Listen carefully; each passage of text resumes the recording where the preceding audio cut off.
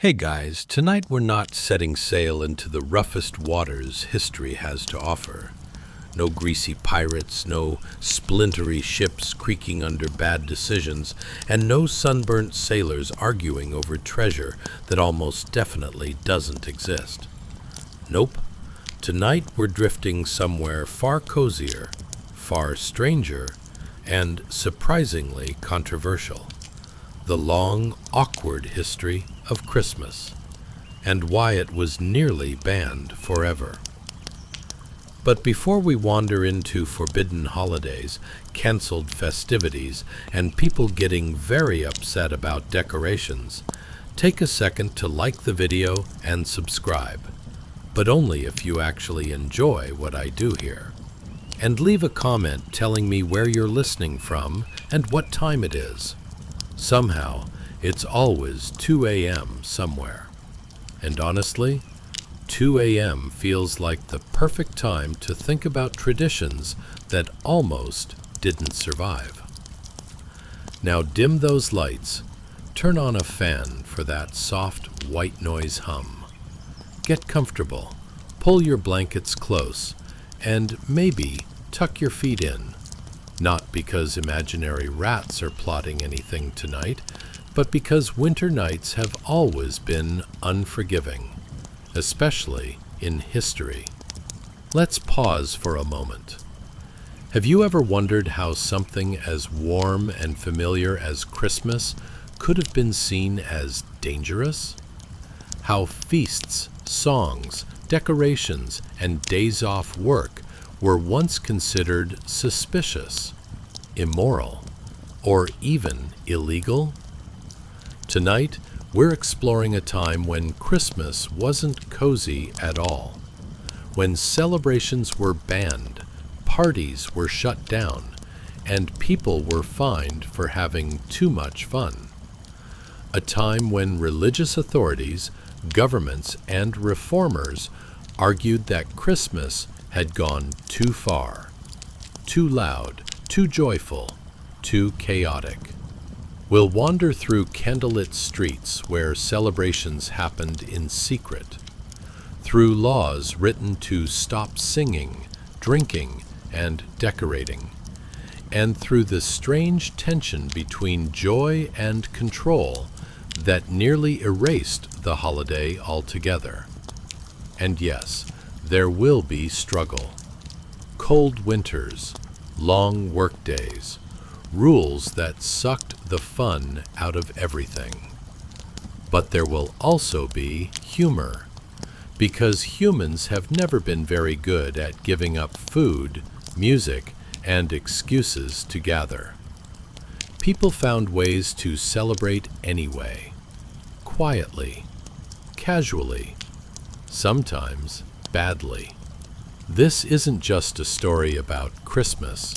It's a story about tradition, about resilience, and about humanity's stubborn refusal to let joy disappear completely. So settle in. Let your breathing slow. Let the modern world fade into the background. Tonight, we're uncovering why Christmas was nearly banned forever, and how it survived against all odds. Now, let's begin. Chapter 1. The Winter Without Lights. Twilight settled slowly over a vast winter forest, turning the world a deep, muted blue. Snow drifts steadily from the sky, thick and quiet, muffling every sound until even the wind seems hesitant to speak. There are no modern lights here, no candles in windows, no lanterns lining paths, no festive glow to push back the darkness. Only the pale reflection of snow and sky, blending together into a single, cold hush. Between the towering trees stand a handful of ancient wooden huts. They are simple structures, built from rough-hewn logs darkened by age and weather. Their roofs sag under the weight of fresh snow, and their doors remain tightly shut against the cold. Smoke does not rise from their chimneys tonight. Whatever warmth exists inside is carefully guarded, hidden from the night. A heavy gloom settles over the forest, not just from the cold, but from the absence of celebration. This is a winter without song, without feasting, without permission to gather in joy. The season that once marked warmth, renewal, and sacred memory now feels restrained, watched, and subdued.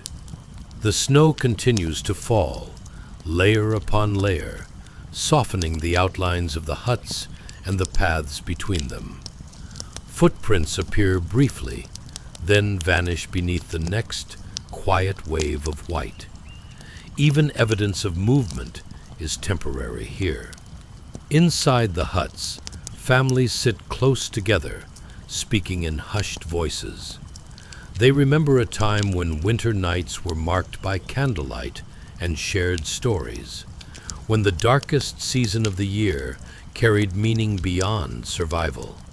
But now, joy itself feels dangerous, as though warmth of spirit might draw unwanted attention. Outside, the forest stands ancient and indifferent. It has seen countless winters. Countless beliefs rise and fall beneath its branches. It remembers when the turning of the year was marked with fire and song, when communities gathered to defy the cold together. Those traditions linger faintly in memory, even when they are forbidden. This is the world where Christmas nearly vanished.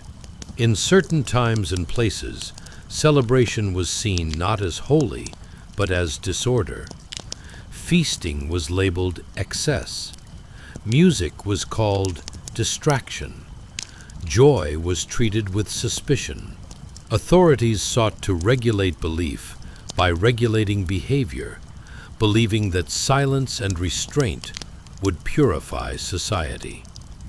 But winter does not yield easily to silence. The gloom presses in, yet beneath it, something endures. Within the huts, quiet defiance takes shape in small ways. A whispered prayer, a remembered verse, a piece of bread shared as if it were a feast. Even without candles, hearts still hold light. The forest absorbs the falling snow without complaint. Branches bend, then straighten again. Trees creak softly, adjusting to the weight. Nature itself seems to understand endurance. The longest nights do not last forever. Twilight deepens, but it also promises dawn. The huts remain dark, but not empty. Within them, stories survive. Meanings are passed quietly from one generation to the next, waiting for a time when they can be spoken aloud again. The celebration may be hidden, but it is not extinguished. As the night settles fully, the snow thickens, wrapping the forest in silence. The gloom feels complete, all-encompassing. And yet, beneath the snow, beneath the cold, beneath the enforced quiet, something ancient waits patiently. Because traditions, rooted deeply enough, do not vanish. They retreat. They endure. They survive the winter. And when the time is right, they return, carrying light into the darkest season once more. Chapter 2. Silent snowflakes and philosophical spats. Picture yourself in the deep throes of winter, snugly entwined in your quilt like a cozy burrito with questionable filling. The moon glows brightly outside your frost-tinged window, sending slivers of silvery light through the gaps and casting whimsical shapes on the wooden floor. If it could talk, you suspect the floorboards would start arguing about the existential dread of winter's biting chill right before they surrendered to sleep. It's 336 AD, and the world outside is blanketed in soft, silent snow, each flake drifting down like a delicate whisper, as if Mother Nature decided to coat the chaos of late antiquity in a layer of quiet fluffiness, because she clearly had time on her hands. The timeless paradox unfolds as you drift into this winter wonderland, wondering, how on earth did anyone sleep soundly, let alone debate profound philosophical questions, while the very fabric of civil discourse hung by such thin threads?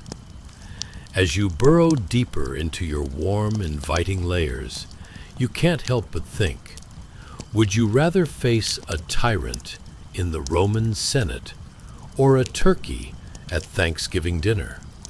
At least with the turkey, you know you can just take a nap halfway through. But in this time, the surrounding rooms are alive with thoughts.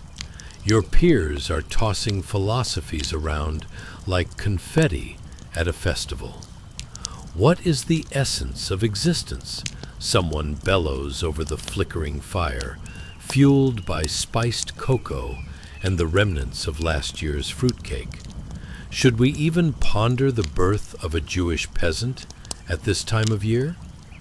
You wince, even in your cozy bed, as you picture their somber faces, each one pondering just how much psychological discomfort they can inflict on themselves while still clutching their mugs innocently. The air smells divine, rich with cocoa and cinnamon, mingling delightfully with your warm thoughts. Oh yes, the spirit of festive merriment is alive, and yet somehow it's being trapped in a philosophical discussion that would make anyone not sipping cocoa run for the hills. Perhaps that was the original purpose of fruitcake. Serve it at philosophical debates until one side surrenders. After all, nothing says, "I concede," like digestive discomfort. Just beyond your quilt's embrace, you can almost hear a ruckus. People are squabbling playfully, discussing who wore the most absurdly decorated toga to tonight's feast. Every little detail adds to the charm. A fabric here, a sprig of holly there, all in the name of outdoing last week's Toga Turnip Tuesday. A winter party that devolved into sartorial combat has its own historical irony, making you chuckle softly. If only the philosophers would redirect their energies towards debating the merits of winter fashion choices instead. You lean back, imagining the lively debates playing out. Why celebrate Christmas if we can't even get the gods to agree on where to draw the line for winter? Merriment, one philosopher quips, causing the entire room to erupt in sarcastic cheers. It's a spectacle, really. Who knew the late Roman Empire was also ground zero for ridiculously quotable comedic performances? The snow outside continues to swirl dreamily, cascading like tiny celestial beings, blanketing the world in an ethereal glow that might hypnotize even the staunchest skeptic. Full bellies, fueled by hot cocoa and argument, coax the populace into a trance of laughter that echoes in the crisp air, a counterbalance to the serious shenanigans unfolding within the hallowed stone walls. Suddenly, a spirited soul, likely fueled by too much cocoa, rises from the crowd with a daring grin, a scholar who shall remain nameless to protect the guilty. Let us honor this festive birth instead. Maybe we can decorate a goat.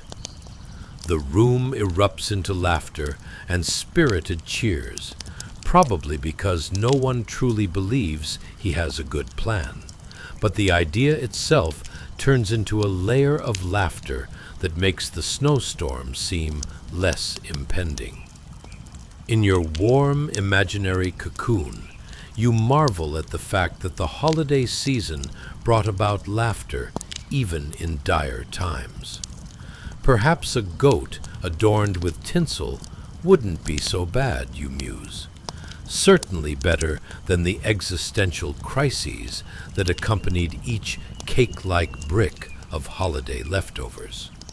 As the laughter dances around you, the philosophers, who would otherwise be pondering moral implications, lose themselves in absurdity. Just the thought of a goat mingling among elegant Romans, who should know better but clearly don't, makes your heart swell. And as the atmosphere around you begins to wind down, the captivating debates melting into relaxed chatter, you feel the warmth of relaxation stitch its way into your body. Laughter has a way of softly quieting, allowing dreams of costumed goats and improbable winter festivities to seep in effortlessly. You wonder if anyone eventually stole a goat as a consequence of those long, if only slightly incoherent, discussions. Letting out a soft sigh of contentment, wrapped in the glow of that moonlit snow, you remember what truly matters: a warm bed, laughter echoing through life's absurdities, and a hopeful goat, fashioned in festive frills, proudly prancing through history. Let it be a sign that even the most serious philosophers can sometimes stumble upon a little festive cheer. The night settles around you, a tender conclusion to this enchanting escapade, as you slip into a soft, dream-filled sleep. Chapter 3. The Pot of Dreams. As the night draws in, the air saturates with a waft of earthy aromas that intertwine with your very essence. You discover yourself seated at a rustic table where your culinary dreams collide with reality. A large, steaming pot of hearty vegetable soup sits in front of you, bubbling softly like a gentle conversation between old friends. The rich scent of roasted root vegetables dances playfully in the air, mingling with hints of thyme and the mysterious spice known only to your grandmother's secret recipe. You can practically hear the vegetables whispering, "Eat us. We taste better than that suspicious-looking bread your neighbor is always trying to sell." Now, before you get too lost in the intoxicating aroma, let's talk about how you got here. Just yesterday, your most pressing concerns involved balancing your work life while evading the existential dread of adulthood. But congratulations, you've just woken up in 336 AD, right in the thick of the late Roman Empire. And, spoiler alert, you might find this more entertaining than your latest Zoom meeting. Picture this.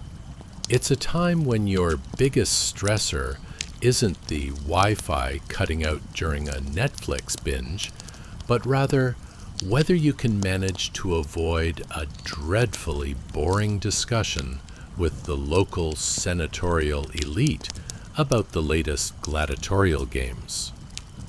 "Did you see Marcus defeat Gaius? Riveting," said no one ever.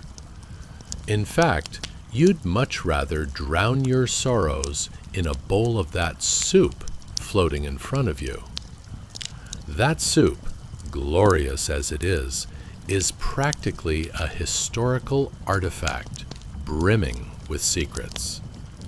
Can you imagine how many important conversations have been held over the warmth of a steaming bowl?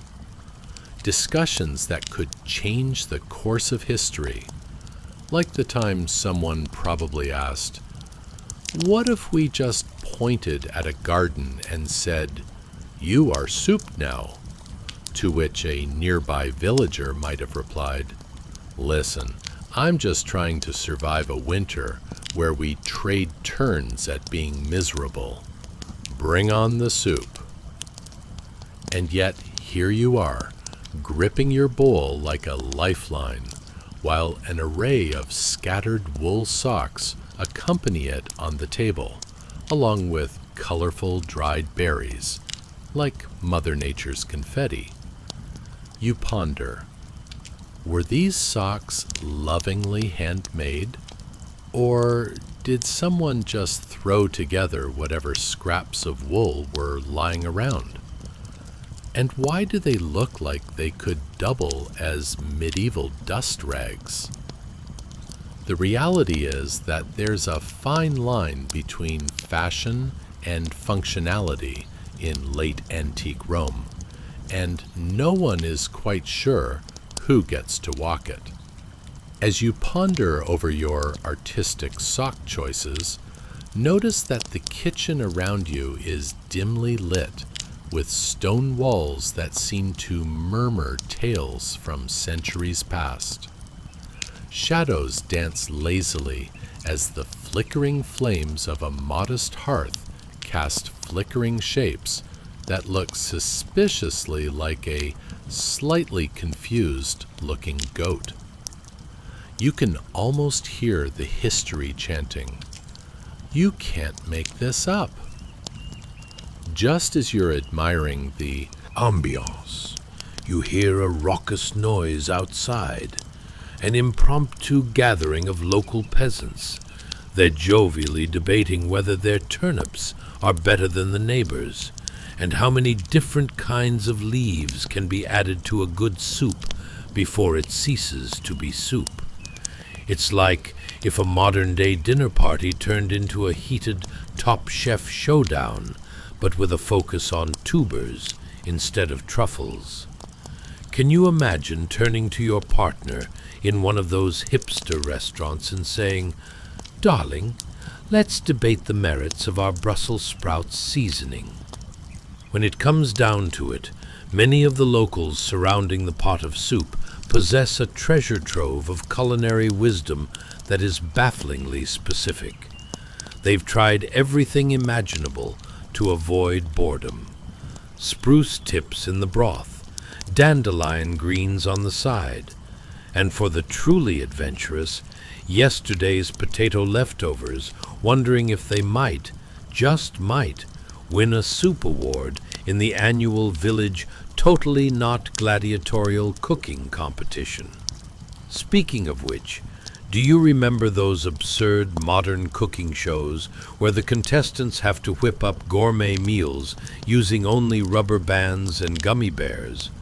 Well, this is basically that, except your entire concept of a high-stakes cooking competition revolves around who can keep the soup bubbling without the local wildlife mistaking it for a buffet.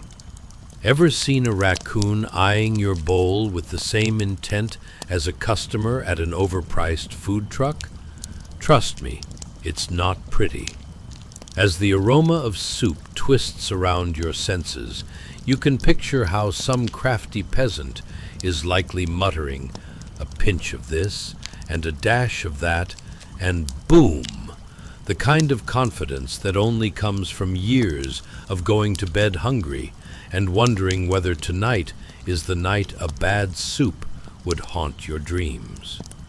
So there you are, drifting off into a haze of sleepy thoughts, where sweet daydreams of delicious soup collide with absurd musings about your future as a culinary legend wandering the countryside.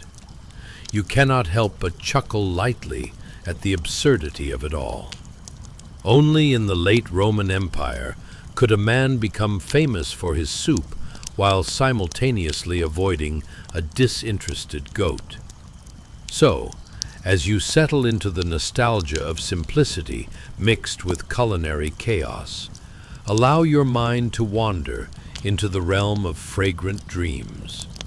Maybe this is where the real magic lies, just a peasant and his soup, preparing for a life as epic as a surprise goat dropping on the dinner table. After all, in the end, who doesn't want a little more laughter and warmth in their life, one hearty bowl at a time? Chapter 4. The Flickering Flapdoodle of Christmas. Hey guys, welcome to tonight's exploration, where we cuddle up with a slice of history that's colder than your old college roommate's sense of humor. Christmas in the late Roman Empire. That's right, we will be peeling back the layers of merriment and misery surrounding a holiday that nearly got the boot. Kind of like a rogue Christmas sweater at the family reunion. Before we settle into this delightful time travel adventure, if you enjoy what you're hearing, maybe give that like button a gentle poke, subscribe, and leave a comment about how Christmas pudding is basically a milkshake taken too far. But only if you actually enjoy this. No pressure. So, grab a cup of hot cocoa, preferably not the burnt kind that always tastes a bit like regret. Dim the lights, maybe turn on a fan like it's a balmy Mediterranean evening, and get comfortable. Now, let's dive into some ridiculous questions. Have you ever wondered what it was like to celebrate Christmas with a noisy flock of sheep? Or, how about the joy of realizing your holiday gift was made of dried figs instead of an iPad? What if every stocking you hung came with the unspoken risk of receiving nothing but socks? Realistically, just more socks. And most importantly, what do you do when the local government tries to ban your favorite holiday? Congratulations! You've just woken up in 336 AD, the year when a Christmas miracle almost got resurrected in the form of a noose made from a bureaucratic blunder. As the golden light of a flickering candle dances over the rough parchment of your humble abode, a drawing of a stable scene that looks suspiciously like a Pinterest fail, you can almost hear the whispers of Christmas past echoing through the stone walls. They're saying, "Oh no, not again. Who scheduled the census during the holiday season?" Picture this. Every year, like clockwork, the masses traverse the countryside, looking a little more harried than usual, perhaps clutching their wool socks like life jackets on a sinking ship.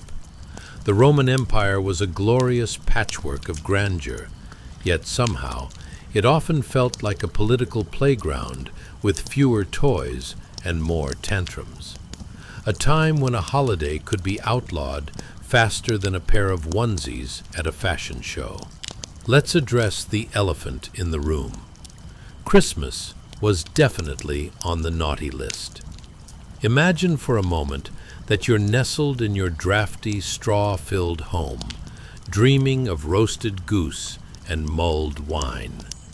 Just as you're prepping to celebrate, a shout rings out. "Surprise! The emperor has decided Christmas is illegal while taxes are due." That's right. The very same officials who can't even pronounce figgy pudding want to tell you how to celebrate. So here you are, faced with an overwhelming mix of holiday panic and bureaucratic blunders. Your neighbor's goat is bleating louder than your great-aunt at the Christmas dinner, and all you can think is, are we really going to try and win the best-dressed nativity scene at this census? Let's talk about that census for a moment. It wasn't some blissful holiday gathering. It was essentially the Roman Empire's awkward attempt at a Twitter poll gone horribly wrong. Everyone had to return to their ancestral homes to register, emphasis on return, which meant hopping on foot and dodging every peasant who believed they were destined to become the next big thing in local storytelling.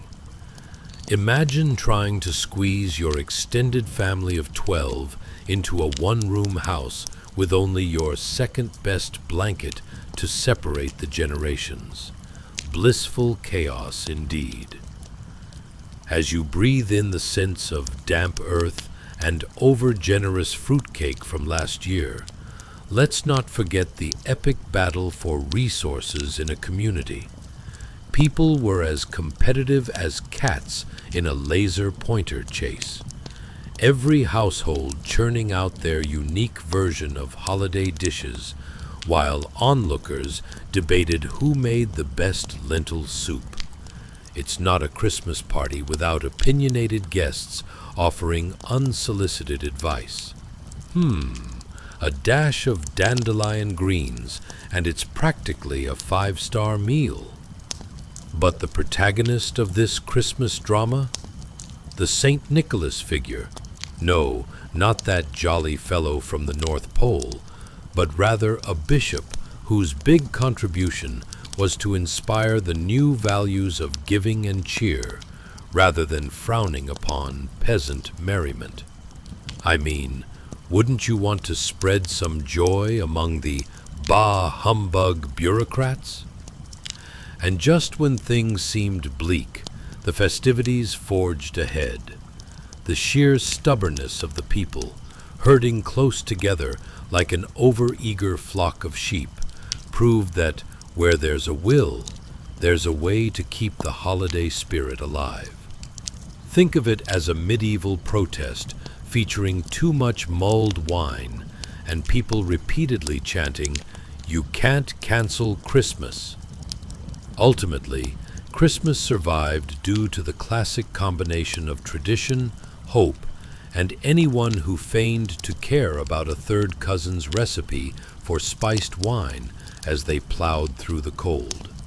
You had some peasants waving dry figs like a banner on tax day, muttering, "Bring it on," while the aroma of roasted chestnuts filled the air, giving rise to arguments about whether chestnuts roasted on an open fire should actually be considered Christmas cheer.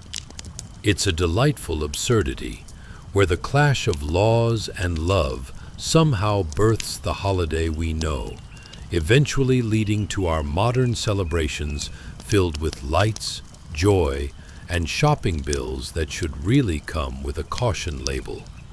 So, wrap yourself in those ancient wool socks and find comfort in this whimsical idea that even thousands of years ago, during a time of cold and rule-bound madness, the spirit of Christmas found a way to worm its way back into the hearts of people like an over-enthusiastic cat during a thunderstorm, ready to knock everything off the shelves.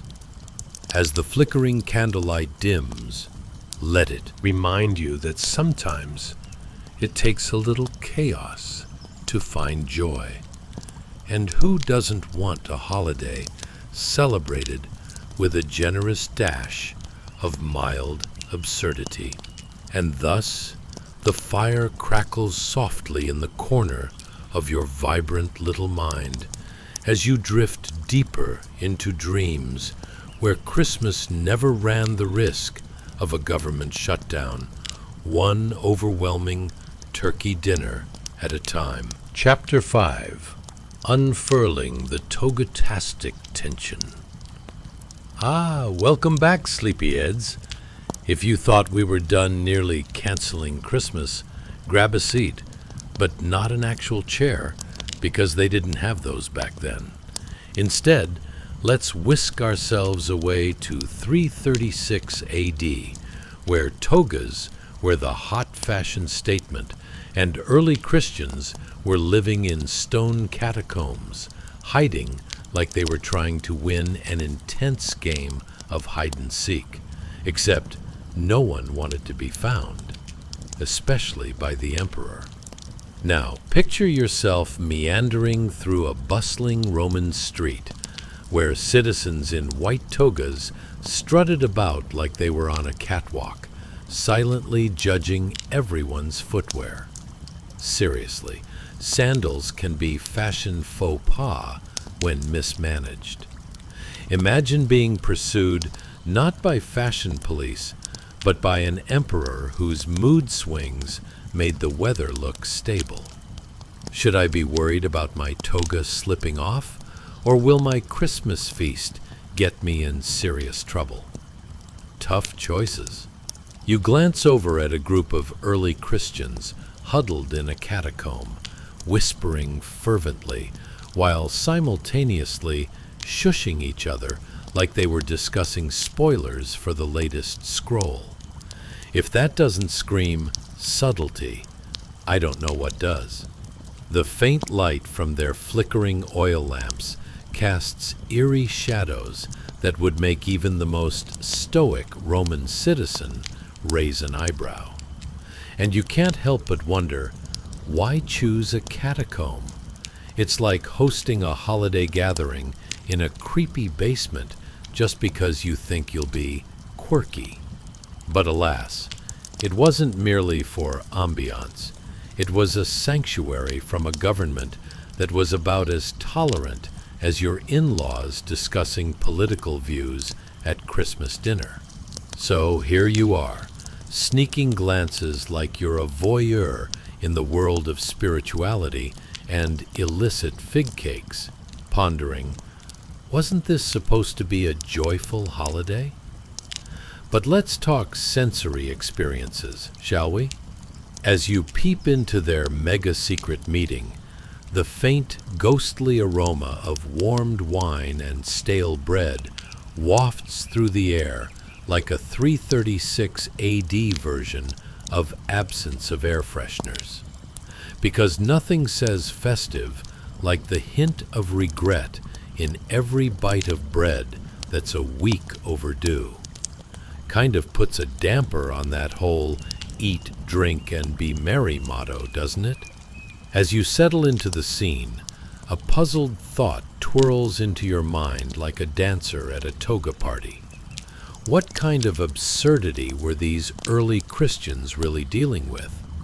Here they are, risking it all while trying to put a pin in their love for Christmas, believing that one really shouldn't have to enjoy a celebratory feast while hiding from imperial edicts. I mean, do they clandestinely swap recipes for under-the-radar figgy pudding? The noise of the busy streets above reminds you of weekends during peak holiday shopping, where every Roman citizen is dodging friends and family like they're avoiding aggressive charity solicitations. How did everyone navigate this chaos without a simple app to keep track of who was who? It was bound to end badly, an early social media disaster in the making, but without the follow-back option. Now let's talk attire. Would there be a dress code among the hidden crowd? Togas only, darlings. You can dress down, but nothing says responsible adult like high-quality cotton. And if anyone sees you in wool, we'll have to stage an intervention. The pressure to look the part while mixing in the crowd would be unreal, much like trying to go out in pajama pants while still appearing chic. Seriously, don't do it. You hear a ruckus of voices, feeling like you've stumbled into an ancient version of Real Housewives of the Catacombs. Oh, darling, did you hear? Cousin Aurelius used an entire barrel of olive oil for their Christmas party instead of making proper soup. The horror. Suddenly, you're hungry for a bit of bread yourself. maybe topped with some hastily made pesto for authenticity. Now, if you need a break from all that stress, just imagine the Christians seizing the moment with a newfound enthusiasm for Christmas cheer, like bouncy castles after a long week of work. Certainly, they thought, why not make every moment count, even if we'll have to dodge blockhead bureaucrats? And who's that wandering in, smelling like summer? It's St. Nicholas, galloping into the catacombs with jingle bells and fig seeds. He's the original ambassador of good taste. Let's not cozy up to the emperor's no-no list, shall we? As the flickering lights dance off the rugged catacomb walls, bringing fleeting warmth to hearts feverishly fighting for their right to celebrate, you might think this is where the story ends. But no, this was just the beginning. In a comical twist, the Christians would transform these solemn meetings into vibrant gatherings, almost like middle school pep rallies, only with a touch of ancient spirituality and fig-shaped holy relics. So as laughter bubbles up amid the simmering tension of muted murmurs, you begin to see the clever way these early Christians improvised. Each belly laugh was a metaphorical middle finger to those looking to ban their beloved Christmas. Who knew that exaggerated joy and Christmas spirit could cure even the most intense paranoia and historical bureaucracy? And here you are, nestled amongst the marbled memories of a time when Christmas was as perilous as a hedgehog in a room full of inflatable toys. Every poke was a risk. But thankfully, as the laughter of family and friends resounds in those ancient catacombs, the spirit of Christmas starts spreading like thick butter on warm bread, leaving nary a space for doubt or despair. Ah, breathe deep, dear dreamer, for whether you're feasting on catacomb bread or simply searching for cozy warmth in a chilly world, the vibrant spirit of resilience shines brighter than Roman overhead chandeliers, illuminating even the shadowy corners of history. Chapter 6. The Dawn of Banishment. And figgy pudding? Hey guys, welcome back to the slumber party that even the Romans would envy. Tonight, we're stepping back into a world brighter than your screens, and yet, somehow, as chaotic as a sock drawer that hasn't been cleaned since the invention of laundry, 336 AD. Imagine, if you will, a grand cathedral at dawn, with sunlight streaming through stained glass like an overzealous artist had just spilled their paint all over the place. We're talking rays of light hitting a tall cross, illuminating it like a divine beacon for lost souls, or someone looking for the best spot for a selfie. Let's call that early influencer marketing. But before we begin, if you like our little historical jaunts through time, consider liking, subscribing, and commenting, though only if you're actually enjoying this, or else we'll all just pretend you didn't hear that. Now, I want you to snuggle into your blankets, turn down the lights, and picture what life must have been like in those sacred spaces. Seriously, how did folks manage to get ready for Easter like it was a Maybelline commercial? Did they spend weeks practicing their holy hymns, only to sound like a chorus of goats? What was the dress code? Please avoid royal chic and aim for humble piety. Did they argue over altar placements like it was a game of musical chairs? And most importantly, what was it like to witness a festive dinner at a nativity altar that was basically in permanent shadow? Congratulations, sleepy listener. You've just woken up in 336 AD, where the air smells like incense mixed with the distant aroma of undercooked chickpeas. You take a deep breath, and before you can figure out who you are in this ancient carnival of faith, you notice something. It's dawn. The sun is peeking over the horizon like a cat trying to be stealthy while stalking a particularly oblivious hamster. The grand cathedral looms around you, its high arched ceilings seemingly intent on competing with your anxiety levels. You could easily get lost in the architecture.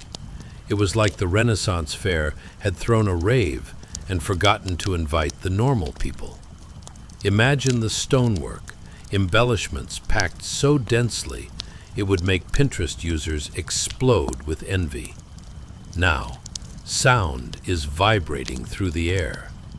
The whisper of ancient hymns wraps around you like a warm burrito of sound, except you know even the burrito has more charm than the voices echoing. With every note, you can almost hear arguments from behind the altar about whose turn it was to bring snacks to the nativity. Cousin Gaius, you brought the same dried figs last year. We're aiming for upgrade levels, not déjà vu.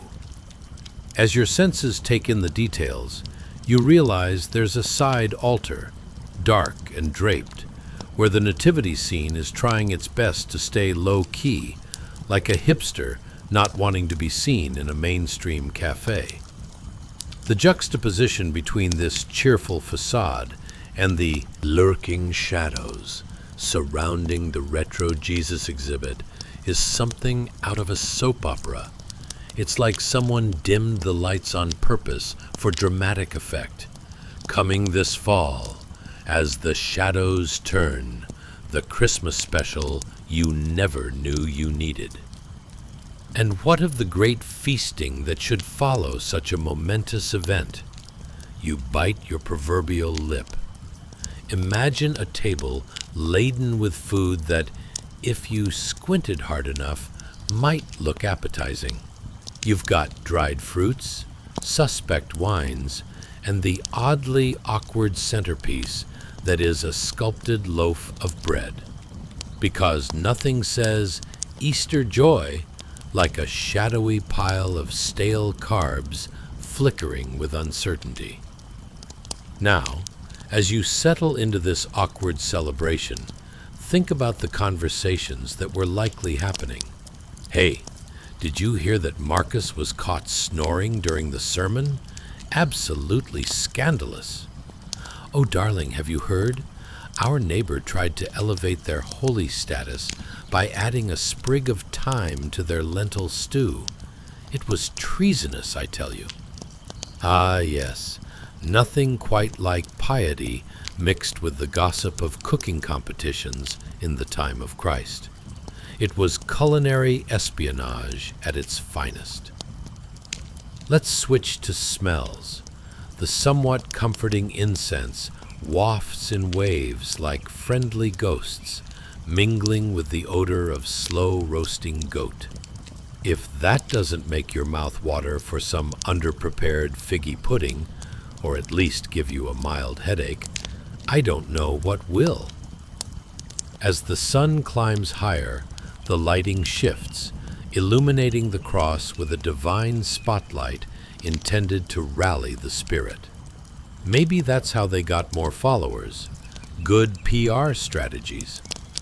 Meanwhile, the shadowy nativity grumbles, as if the figurines are in a silent protest. Why must we always be in the dark? Where's the limelight, huh? You imagine the moment Mary spots some light and thinks, ah, finally, my big break might just be historic and all. And amidst all this, beneath the faint sounds of ritual, you can hear rumors swirling around about the upcoming potential ban on Christmas, whispers buzzing like a swarm of bees too high on fermented honey for their own good. Are we seriously going to risk celebrating Easter next year? The faithful might ponder, looking over their shoulders like they expected an emperor on a warpath any moment now. But should that ever happen, these brave Christians would band together not only to share their faith, but also to ensure their holiday celebrations were as elusive as a rare Pokemon. It was now or never, folks. As they planned to dodge the imperial laws like they were Roman traffic, they began to understand that every morsel shared, every laugh snickered behind hands, was a tiny act of rebellion, solidifying their connection to something much larger. So here you are, drifting deeper into dreams or hysterics, as this ancient celebration unfolds around you, filled with secrets, jokes, and a hearty dose of the absurd. Sometimes we must embrace the shadows to celebrate the light, even if it does mean dodging overcooked lentils and overzealous gossip. And as you absorb this history, remember, every time you gather with loved ones, whether around a holiday table or a homemade nativity, the past echoes in your present. Sweet dreams, Rebel. Chapter 7. The Cozy Hearth of Lost Dreams and Turnips. Hey guys, welcome back. Grab your fluffy sheep wool blankets and prepare for a journey that's colder than your morning coffee left out overnight. Tonight, we find ourselves in the utterly charming, albeit drafty, abode of a medieval peasant family. Imagine their home as a winter wonderland, minus the wonder, and plus a heap of discomfort. We're voyaging to 336 AD, when bathing was optional, and the wine was, well, let's just say it had a personality all its own. But before we delve into the world where the only thing thicker than the walls is the air of desperation, please take a moment to like, subscribe, and comment. Only if you truly enjoy this cozy literary romp, of course. After all, we wouldn't want to upset our medieval spirits by asking too much at once, would we? Now, as you settle in for this sleep-inducing history lesson, let's ponder the lives of these ancient peasants. Did they dream big, like a whole roast boar for dinner, or simply wish for one day without mishap? Where did they hide their vegetables from pesky neighbors? Did they argue over whose turn it was to guard the chickens like it was the throne of England? Congratulations! You've just woken up in 336 AD, nestled cozily in a drafty little cottage, surrounded by wintry chills that would make a polar bear shiver. The walls are made of wattle and daub, which is a fancy way of saying mud, straw, and occasional animal bits. It's like living in a giant, crumbling mud pie, complete with all the comforts of chilly drafts and low-grade anxiety. The cottage is alive with the gentle crackle of a small hearth, struggling valiantly to turn cold air into a mere semblance of warmth. You can practically hear it wheezing, like an elderly man trying to keep up with a pack of wild goats. The glow of the fire casts flickering shadows, creating an ambiance typically reserved for low-budget horror films. As you sit there, a lovely pot of turnip stew simmers before you. Ah, yes, the piece de resistance of any peasant feast. The scent wafts through the room, a strong aroma of earthy turnips and maybe just the faintest hint of despair. If you squint hard enough, it almost looks like there's actual flavor in there. Or is that just a trick of the light? You take a sip and realize it tastes like nostalgia, with a dash of cold existential dread. You can hear the children whining, "But Mom, I wanted goat stew instead," as if this were a bustling medieval roadside diner. The youngest is sobbing because, apparently, his turnip is smaller than the last. "It's not fair. I want a turnip that doesn't scream average." Ah, the trials of kitchen diplomacy. While the stew simmers, you gaze out through a small, ricketily shattered window at the mountain of snow outside, marveling at its perfectly frosted appeal. If you squint, it looks kind of like sugar sprinkled with a pinch of fairy dust. But we know better. That's just a bedtime story. Snow means you're trapped in your cozy prison until spring, surviving on a diet consisting of slightly sour turnips and whatever didn't escape the neighbor's hungry livestock. Your mind wanders to the daily battles these medieval folks must undertake. Ever tried cleaning off dirt when the water is as cold as your Aunt Edna's reception after you told her about your job? Or washing clothes in a frigid stream? It's like making an Instagram post with the worst filter ever. Look everyone, I'm covered in mud. Aren't I #blessed? The sound of howling winds might be quite atmospheric if your livestock weren't huddled so closely that breathing became a group effort.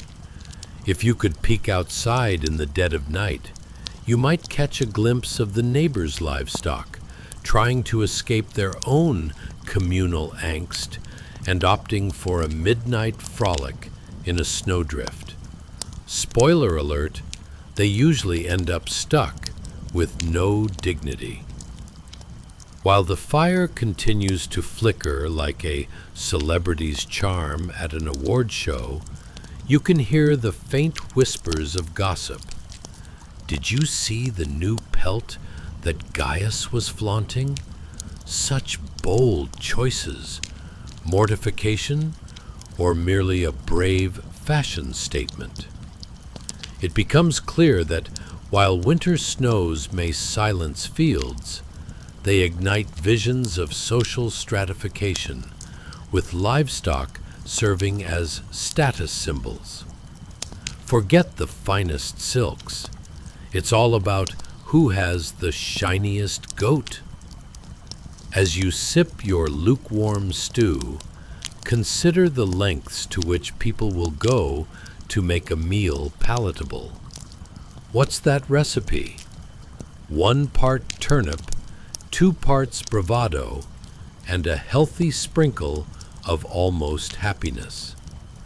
Culinary experimentation in this age meant searching for hidden herbs from last summer's garden and seeing which neighbor's goat wouldn't mind being temporarily borrowed. And in this humble cottage, nestled between rifts of joy and despair, you can almost hear brighter futures being whispered beneath blankets of straw. Maybe burning all our meat will become a trend. Everyone loves a smoky flavor, right? Or, this stew isn't just a meal, it's a lifeline to keep us warm.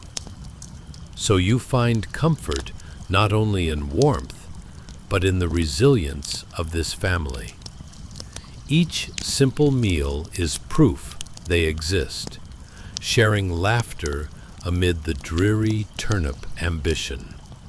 And maybe, just maybe, one day they'll craft the greatest turnip stew guaranteed to win any medieval cook-off, or the heart of a nobleman who can iron out a few quirks of their living situation for good measure. So let the flames dance and turnip dreams simmer, for tonight you have connected with a slice of life that embodies resilience and humor, one drafty cottage at a time.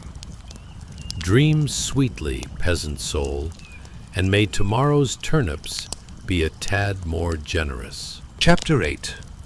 The Bustling Banquet of Saturnalia. Hey guys, welcome back to another cozy slice of mildly interesting history. Tonight, we'll be diving into the incredible chaos of the Roman festival Saturnalia, a time so wild that even your wildest Friday night plans would feel like a boring trip to the dentist's office. Picture this: vibrant masks, role swapping, and enough food and wine to make modern-day party life look like a stroll through a local farmer's market. But of course, with a lot more flinging food and slightly less Instagrammable decor. Before we jump into this jolly romp through ancient Rome, I kindly invite you to take a moment to like, subscribe, and comment. Only if you truly enjoy this feasting frenzy, of course. We wouldn't want to knock over our metaphorical goblet filled with Roman wine, would we? So, dim the lights, settle in on your favorite couch, better than a Roman recliner, and prepare to slip into a world where the only thing more colorful than the feasting was the attire. Now, let's kick this off with some juicy questions about the peasant life of late antiquity in Rome. What would you do if you suddenly found yourself swapped as a servant at a scandalous banquet? Would you serve the most ridiculous dish imaginable, like tuna jello, just to spice things up? Have you ever thought about how Roman bread was considered a luxury, yet you just tossed a loaf to the back of your pantry? And, let's be honest, wouldn't it be great to enjoy a feast where the rich people are serving you while you get to sit around and complain about their awful grape wine? Congratulations! You've just woken up in 336 AD, smack in the middle of the bustling streets of ancient Rome, surrounded by illustrious palaces and more toga-clad citizens than you can shake a stick at. It's Saturnalia, baby, the festival that no one can say no to, which is saying quite a lot, considering they've just come out from under the thumb of what had to feel like 7 lifetimes of stoic decorum. Right outside your door, the scent of freshly roasted meats wafts through the air like a siren song for your taste buds. Imagine tables groaning with a cornucopia of food that would put your Thanksgiving spread to shame. There's a roast peacock, flamingo tongues, yes, you read that right, and enough fruit to make you wonder if you've accidentally wandered into a time machine to the Garden of Eden. You might want to pack your appetite, because it appears dinner is being served in a banquet style, with more theatrics than a modern-day reality TV show reunion. As you wander into the celebration, you notice folks rushing around, adorned in colorful masks, but still managing to expertly dodge large platters of food. Ever tried to wade through a crowd while holding 5 glasses of something suspiciously purple? It's like playing a game of dodgeball, but the stakes are considerably higher, because you might end up with someone spilling an entire fish stew down the front of your toga. In classic Roman style, roles are reversed. Masters are serving slaves, and those in the highest positions of power are being playfully mocked as folks swap roles like they're at an ancient carnival. One moment, you're getting served by your wealthy neighbor, and the next, you're seated at the table shouting, "More wine!" with the confidence of a seasoned wine connoisseur. Spoiler alert, everyone is absolutely drinking too much. It's like that one holiday party where the real reason nobody remembers what happened is that someone brought the special party punch and then didn't stop pouring. As you take your seat at the lavish feast, you can sense that chaos is creeping dangerously close. You hear one particularly boisterous master yelling at his slave to give him a new plate, while the slave responds with a smirk, "You know what? How about I just fill your face with grapes instead?" And just like that, an impromptu grape fight begins. It's like a food fight, but somehow with more pomp and circumstance. The atmosphere is electric, and just when you think you might enjoy a quiet corner, a masked prankster may just lift a piece of cake right off your plate. Think your typical holiday family gathering is rambunctious? Well, let me tell you, no dysfunctional family can top the hilarity on display today. The laughter and shouts echo off the walls, mixing with the magical clinking of goblets, a sound as pleasing as it is dangerous. One moment, you're envious of the lavish meals, and the next, you're trying to avoid getting a face full of mashed figs. And speaking of mishaps, they say that excess is the spice of life. Well, tonight, it's more like a whole spice rack just exploded. Between the food, the wine, and the let's not even ask what else, it's clear we're in the heart of the festival, and everyone is letting their hair down. Yes, even the men, toga-donning gentlemen, have gotten in on some rather amusing hair-donning trends. Imagine wigs that can only be described as fluffy cloud meets flamboyant bird. Midway through the festivities, you wonder, what did anyone do in the name of fun before edible parlor tricks and Thanksgiving pies? Well, folks, enjoy the laughter as you participate in the true soul of Saturnalia, unfeigned revelry and communal mirth, where everyone, regardless of their status, gets a taste of the joyous absurdity. With every sip of sweet wine, the laughter grows louder, and the worries of the outside world fade into the background like bad karaoke at a family reunion. The evening becomes a delicious blur, as each morsel and merry shout sends you deeper into the warm embrace of historic mirth.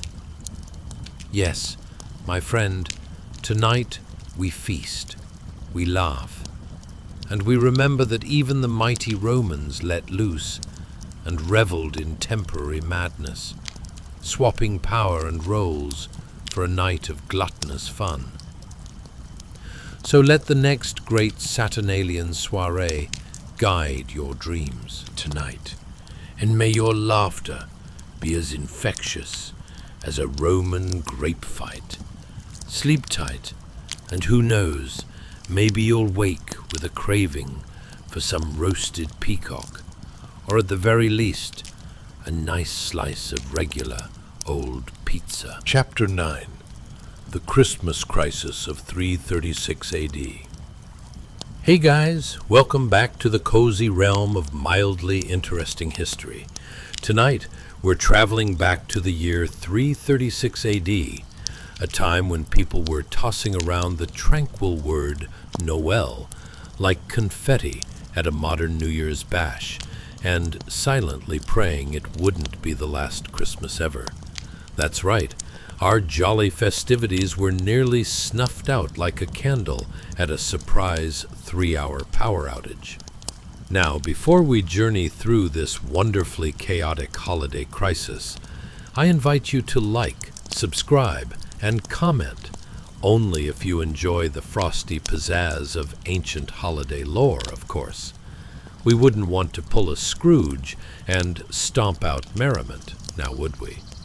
So, dim the lights, get cozy as if you were snuggling up with the world's most comfortable goat, and let's unravel the Rudolph the Red-Nosed overreaction that almost put an end to Christmas itself. As we slide into this historical holiday pickle, Consider this. What would you do if Christmas was nearly erased from the calendar? Would you don your finest hat and march straight to the emperor, demanding a holiday miracle? What if your best friend tried to host a Christmas in July event? Would you pretend it was festive, or would you break out in uncontrollable laughter? Congratulations! You've just woken up in the swirling chaos of late Roman Empire, 336 AD. It's a crisp, wintry morning, and outside your window, frost blankets everything like nature's way of telling you, good luck finding that hat you swear you left on the table. Round the corner, the scent of spicy mulled wine mingles with the faint aroma of roasting meats, beckoning you to this almost festive abyss filled with hopeful anticipation. But hold up, friend. This isn't just another day of merrymaking. Oh no. Here lies the epicenter of a cultural battleground. The Christmas you know, complete with eggnog, carolers, and mismatched holiday sweaters, is under threat. You might want to grab a cup of hot cocoa and a comfortable seat. This is going to be a wild ride on history's Yuletide sleigh. You step outside into bustling streets lined with exuberantly dressed Romans, and your inner historian is about to bubble over with both joy and confusion. Imagine a crowd so lively that it feels like you've just dropped into an overly enthusiastic holiday flash mob. Only, hold on, it's not exactly happy holidays ringing through the air. No, instead, you're drowning in an argument between a group of devout Christians and a delightfully rogue group of pagans insisting on keeping their winter festival intact. Oh, how wonderful it feels to be alive. Flicking your eyes about, you hear snippets of heated debate that would make even modern talk show hosts lose their minds. Christmas is just a copy of our Saturnalia, one pagan proclaims with the bravado of someone who just ordered the largest pizza on the menu, while opposite him, Christian counterclaims, "No is all about love and peace."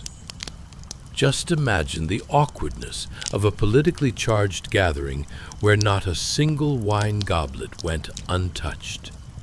The atmosphere is thick with excitement and heated opinions, akin to the energy of a crowded living room on Christmas Eve when people are trying to figure out the rules of charades for the umpteenth time. This is the scene set against the backdrop of a society balancing on the edge of religious transformation. Traditions, those oh-so-beloved customs cherished through generations, were subject to the whims of emperors and the tides of belief, like a Christmas ornament tossed into the sea. Suddenly, you spot a group of cheeky children dressed in rags, running about and tossing straw like their holiday lives depend on it. They giggle and squeal, their laughter ringing out merrily as they reel around the grown-ups engaged in verbal warfare.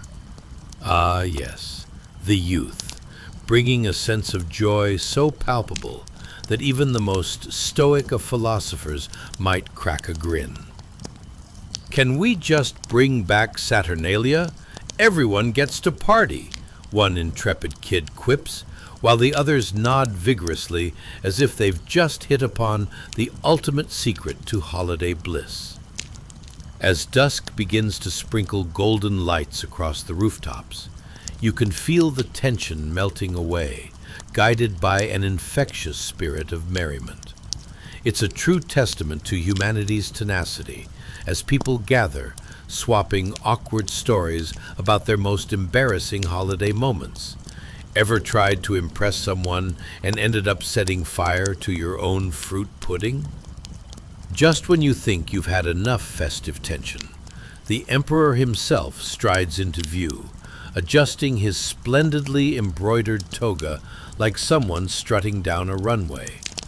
"Silence," he orders, more dramatic than a modern-day holiday movie trailer. Everyone holds their breath, as if he holds the key to whether Christmas will survive or transform into a mere footnote in history, like some ancient fruitcake nobody wants at their holiday table.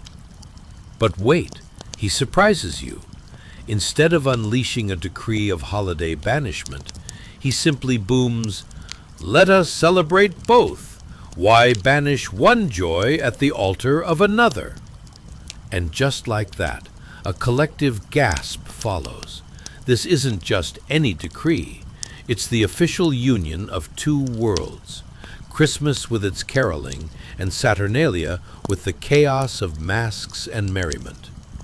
It's as if someone offered to throw a surprise pizza party at a salad convention. And so, dear listeners, as you drift off into dreams of snowy dancing figures wearing flouncy togas and excessive headgear, remember that history may determine which holiday reigns supreme, but it can't suppress the essence of laughter and joy that lives within us all. Put your thoughts to rest with the knowledge that Christmas, once on the brink of extinction, was saved by a merry band of celebratory individuals just like you. Good night, and may your dreams be filled with toasty fires, lavish feasts, and enough cheer to fill a winter wonderland. Chapter 10. The Great Wooden Wheel of Winter.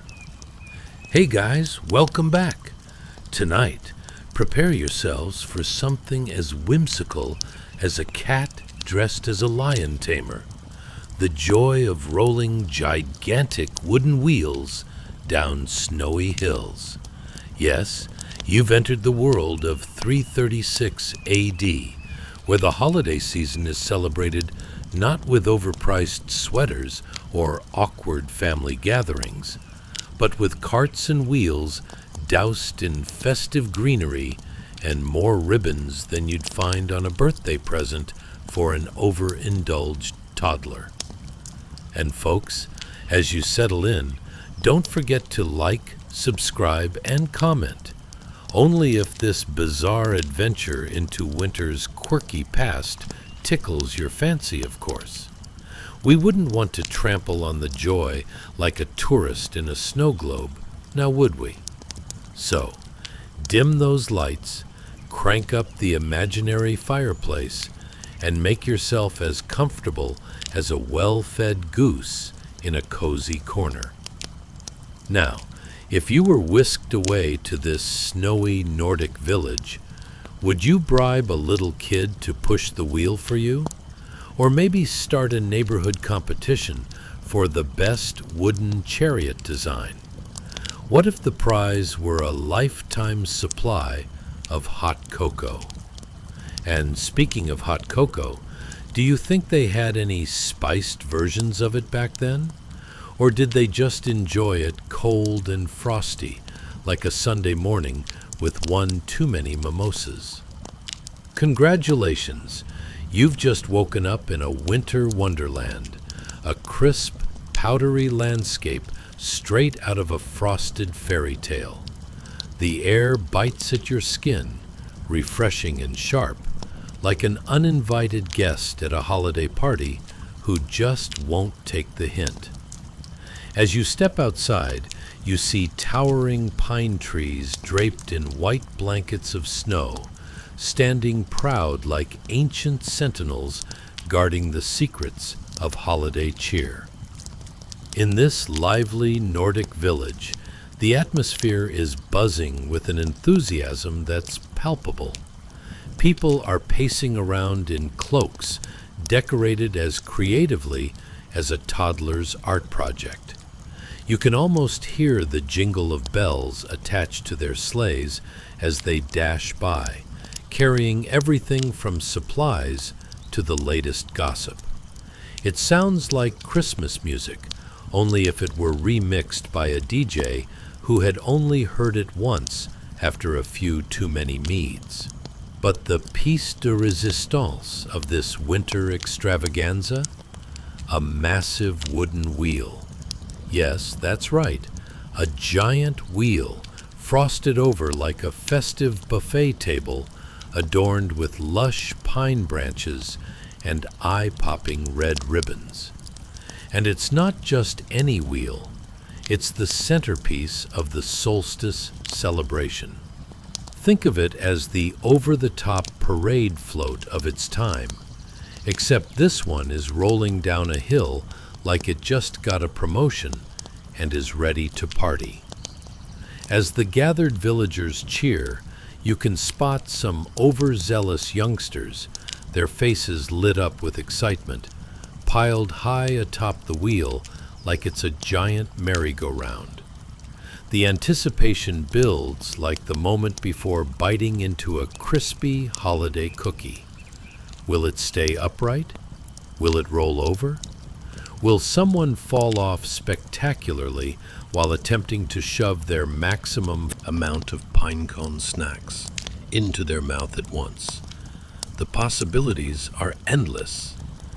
Once they give it a hearty push, the wheel starts rolling down the hill, gaining momentum like it just found a treasure chest of energy drinks. The crowd fuels the excitement with cheers, laughter, and the occasional, "Oh no," from the more cautious onlookers, those seasoned villagers who seem perpetually convinced that one day this wheel might just end up rolling straight into their backyard picnic. As the wheel barrels onward, it gains speed, whipping past wooden shanties and frost-laden fences. If it were a modern-day race car, it would probably be flaunting a neon paint job while blasting heavy metal music. Instead, however, it's just a smug wheel, rollicking with the pure delight of being the most important thing on this snowy day. The scene erupts into sheer hilarity as villagers scramble to catch it. Surely this would win a Nordic Olympics gold if they ever invented one. But here's the rub. This merry wheel, laden with the weight of pine and festivity, is also a unique mix of most people's hopes and dreams. For in this place, the act of rolling it down the hill symbolizes more than sheer joy. It represents a communal winter spirit, a binding of each villager like knitting mismatched gloves they gifted to Grandpa, who only wears fingers 1 to 3. So, as it careens down the slope, it sends a surge of laughter and yelps ringing through the air. You can't help but think of all those days you found yourself awkwardly falling out of chairs in family gatherings or causing chaos at the go-kart track. It's as if time has folded and you're watching the absurdity of life unfold before your very eyes. Not in your cozy living room, but here, surrounded by frosty wonder and spontaneous wooden wheel races. Now, as the wheel finally comes to a stop with an exaggerated thud, sending a cloud of snow puffing into the air like triumph itself, you can't help but chuckle. Every person bursts into laughter, a chorus of joy ringing through the otherwise tranquil, snowy landscape. The perfect reminder that sometimes the simplest of traditions can bring the most significant joy, tickling hearts in ways that even the finest feast can't match. And with that, as the village settles into the cozy warmth of communal feasting and laughter under the glimmering stars, you're left to ponder the mystery of it all. How a simple wooden wheel can encapsulate the spirit of joy and connection better than any modern holiday commercial ever could. Ah, history, you clever trickster. Perhaps it's not so boring after all. Good night, dear listener. May your dreams abound with giant wheels, laughter, and a hearty reminder that sometimes the holidays are about laughing until you roll down the hill, quite literally. Chapter 11. Candlelit Cobblestones and Christmas Dreams. Hey guys, welcome back. Tonight, we're about to embark on a journey that's cozier than a cat nestled in a pile of warm laundry. A night stroll through a small German town in 336 AD. Picture this: cobblestone streets glowing under the welcoming flicker of candlelight, as if every window is whispering secrets of festive cheer. It's a scene sweeter than your grandma's holiday cookies, and trust me, that's saying something. But first, let's chat. Have you ever wondered what it feels like to walk the streets of a medieval village with a lantern in one hand and a gingerbread cookie in the other, only to discover you picked the gingerbread cookie from an old man who may or may not have used it as bait for his pet ferret? Or what if your only choice for holiday music was a beleaguered lute player who had clearly never watched a day of America's Got Talent? Which of your modern conveniences do you think you'd miss most? Your heated blankets, your streaming services, or maybe just the ability to stay up past 8 p.m. without being mistaken for a vampire? Now, dim those lights, turn on that fan, and make yourself comfortable as I whisk you away to this enchanting, if slightly quirky, winter wonderland, like your local Starbucks, only with fewer faulty Wi-Fi connections and more royal decrees against festivities. Congratulations! You've just woken up in a merry little village of winter cheer, where the hustle and bustle is as real as a toddler's belief in Santa.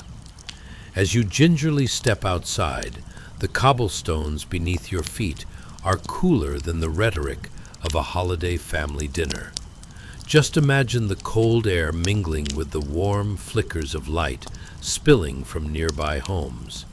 It's like stepping into your favorite cozy drink, if that drink were somehow solid and also involved a healthy amount of frostbite. The townspeople are bustling about, their cloaks swaying like awkward party guests trying to navigate a buffet table. Lanterns dangle from their hands like oversized keychains, flickering and swaying in the night breeze, each one a reminder that lighting is not a simple afterthought, it's pure survival. Their laughter dances through the chilly night like mischievous pixies playing hide and seek, and an occasional shout can be heard, a mix of joy and mock indignation towards that one guy who accidentally ordered the wrong kind of spiced wine yet again. Poor fellow. Let's talk about aroma for a moment. Ah, the delightful scent of wood smoke mingling with, what's that? Is it cinnamon? Yes, it's as if someone took winter and bottled it into a seasonal candle, one that might be called second-hand sledding accident, because, you know, nothing says comfort quite like the memory of frigid wind and mild injury. You could almost swear there's a bakery nearby, tempting you with baked goods that look suspiciously similar to what your best buddy has tried to recreate on his YouTube channel and failed miserably. But make no mistake, these aren't the snug holidays we have today.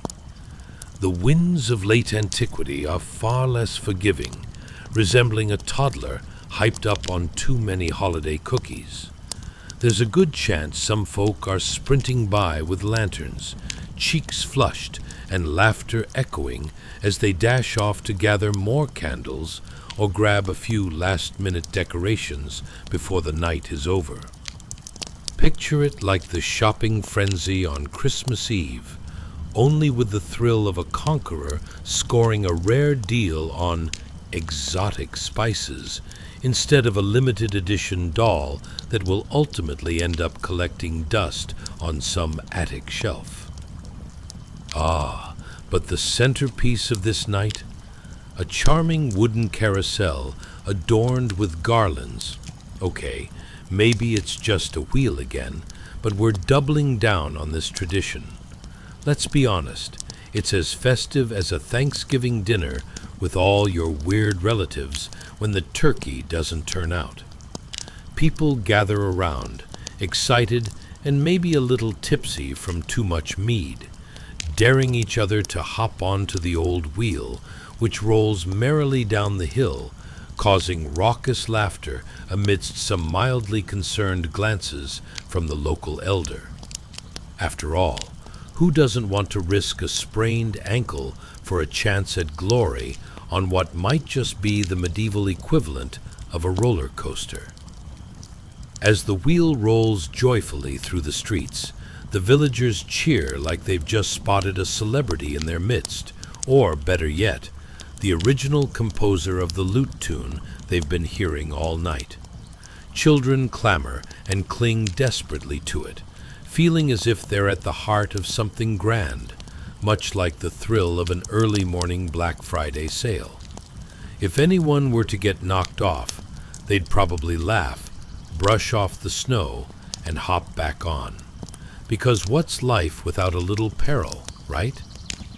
The heart of this gathering is a heady cocktail of companionship and shared experiences.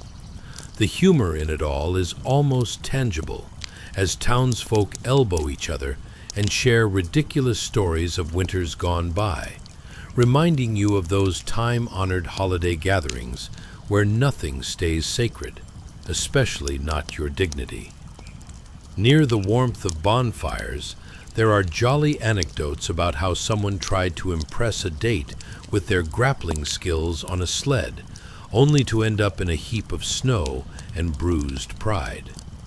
And as the stars twinkle down, casting a celestial glow over this charming village, you're left to ponder how these luminous moments, despite the chill in the air and the frosty bits on the cobblestones, symbolize much more than simply rolling wooden wheels and the predictable chaos of a community untamed by the slickness of today.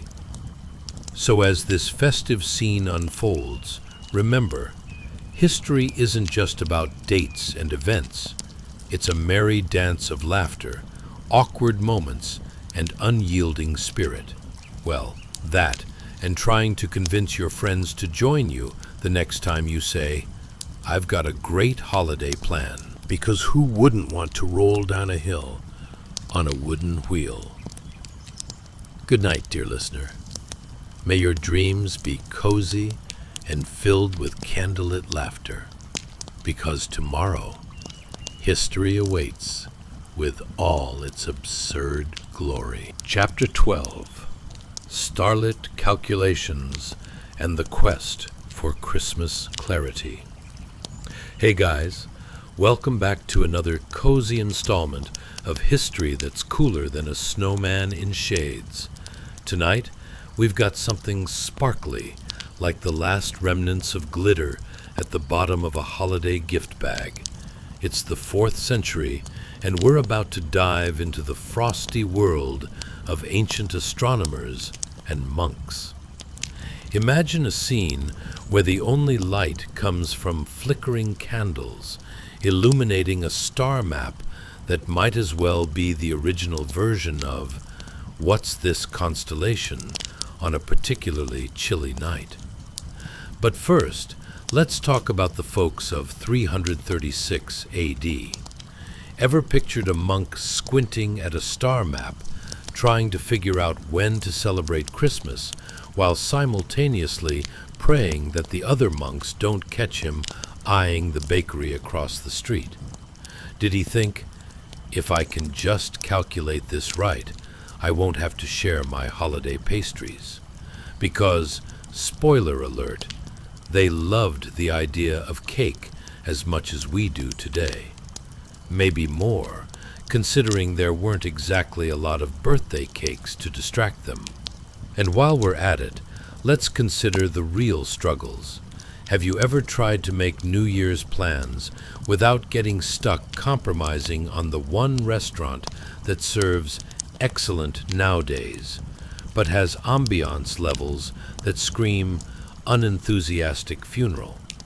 Or what about that moment when the oven undercooks your holiday feast, leaving you to explain to guests how medium rare turkey really is a thing? Back then, a monk writing about Christmas might have thought, do I want to risk getting burned at the stake for an ill-timed gathering where someone accidentally makes their meat pie a little too spicy? Dim those lights, adjust that fan, and settle in. Here's where the story kickstarts like a herd of reindeer bolting at the sound of jingling bells. You've just woken up in 336 AD, surrounded by the shadows of late antiquity and a hefty amount of candle wax. Classic medieval decor, really. In this heavy oak room, you find a monk, let's call him Brother Barnaby, leaning over a massive stone calendar and an equally bewildering star map. Picture the vivid colors worn down like someone tried to erase their Monday blues from a drawing. But those stars, oh, they glitter above like your hopes of ever waking up before noon after a holiday season of well-intended but slightly disastrous gatherings. Barnaby squints at his stone calendar, which, let's face it, is not exactly convenient. It's about as easy to wield as a bag of rocks, which, let's not kid ourselves, might be the first draft of what we now call handheld devices. And while you're chuckling at that image, imagine your present-day frustration over a smartphone with a cracked screen. You can see the absurdity of Barnaby's plight as he grapples with long-term planning on a slab of limestone. As he studies the stars, Barnaby scratches his head over his well-used quill. Okay, so forget about having TikTok tutorials to figure things out. There he is, praying to the heavens. Dear celestial bodies, just tell me when to throw a massive Yuletide feast without ruffling the feathers of the local authorities. A holiday proclamation that doesn't involve a boatload of regulations? It's like trying to get updated Wi-Fi in a stone cottage, nearly impossible and incredibly frustrating. Now, with the stars as his guide, Barnaby mumbles to himself about the possibility of Christmas, or as he likes to call it, the festival of lights and resplendent dishes. He jots down notes as his hand flails across parchment like an octopus trying to write a sonnet. Between juggling all the issues of heresy and city councils that really did not appreciate monks throwing large feast days, our brother Barnaby is fighting an uphill battle. Maybe he should have just courted the idea of publishing a newsletter instead. 100 Ways Not to Anger Local Authorities During Christmas. But as the late-night candlelight flickers, illuminating dusty tomes stacked precariously like a house of cards in the presence of your friend who can't resist a game of Jenga after half a bottle of wine, Barnaby finally stumbles upon the critical moment, December 25th. The day that could very well be the grand finale, a spark of festive hope amid a smattering of governance restrictions and do-it-yourself festivals gone haywire. Meanwhile, communities thrived in their own peculiar brands of joviality, crafting garlands from bits of evergreens and throwing in, a few sprigs of poor decorating decisions. It's like a handful of people finally figuring out how to make an actual edible holiday cake instead of the usual bread that was so stale it might have survived a medieval archaeological dig. Barnaby thinks to himself, If only I could set the date now. Maybe we could just avoid all the food debate entirely. He chuckles softly at the thought of himself strutting around like a celebrity leading the first Christmas mascot parade while nibbling on baked goods and preparing an epic light show. It's all fun and games until you realize that there's still firewood to chop for the festive feast. But when you live in an era where such luxuries often appear lost in the fray of daily life, the little things like warmth and cheer start to feel like treasures. As you drift off in Barnaby's trance, surrounded by the echoes of the past echoing down to this very moment in time, consider the thoughts of our monk dreaming in candlelight, desperately trying to save Christmas while praying for just one good batch of spiced ale. Because, let's face it, nothing ruins a holiday faster than a bland punch, and that's history you can drink to. So settle back, dear listener, into the sleepy rivers of time. Let it carry you through the ages and guide you to adventure-filled dreams, where laughter finds a way through even the heaviest of wooden desks, and holiday spirit lights the way forward. Good night, and may your dreams be as delightful as a well-cooked feast prepared without any of Brother Barnaby's stress. Chapter 13. The Astronomical Antics of Brother Barnaby. Hey guys, welcome back to another cozy installment of mildly interesting history. Tonight, we're diving into a scene that's chillier than a polar bear's afternoon stroll. The intricacies of 4th century calendar making, featuring our peculiar protagonist, Brother Barnaby. Picture this. We're in 336 AD, a year that'll make your last awkward family holiday gather-round seem like a 5-star gala. Yes, that's right. We're talking about the late Roman Empire, a time when people debated about calendars as passionately as our modern-day Twitter wars over pineapple on pizza. But first, a quick reminder to hit that like button, subscribe, and comment if you're enjoying this journey through history, but only if you really want to. After all, we're just here to make your journey to dreamland a touch more delightful. Now, let's get comfortable, dim those lights, toss a cozy blanket over your shoulders, and maybe flick on a fan to summon those summer vibes. As you settle in, let's ponder the questions that shaped Brother Barnaby's existence. Have you ever been told to plan an event, but then realized you don't even know what day it is? Or have you attempted to make sense of that bewilderingly complex family calendar, only to find out your great-aunt's birthday clashes with your cousin's wedding? And what about holiday planning? How would you feel about organizing a grand feast where you simultaneously worry about local regulations while dodging the stares of disapproving relatives? Well, congratulations.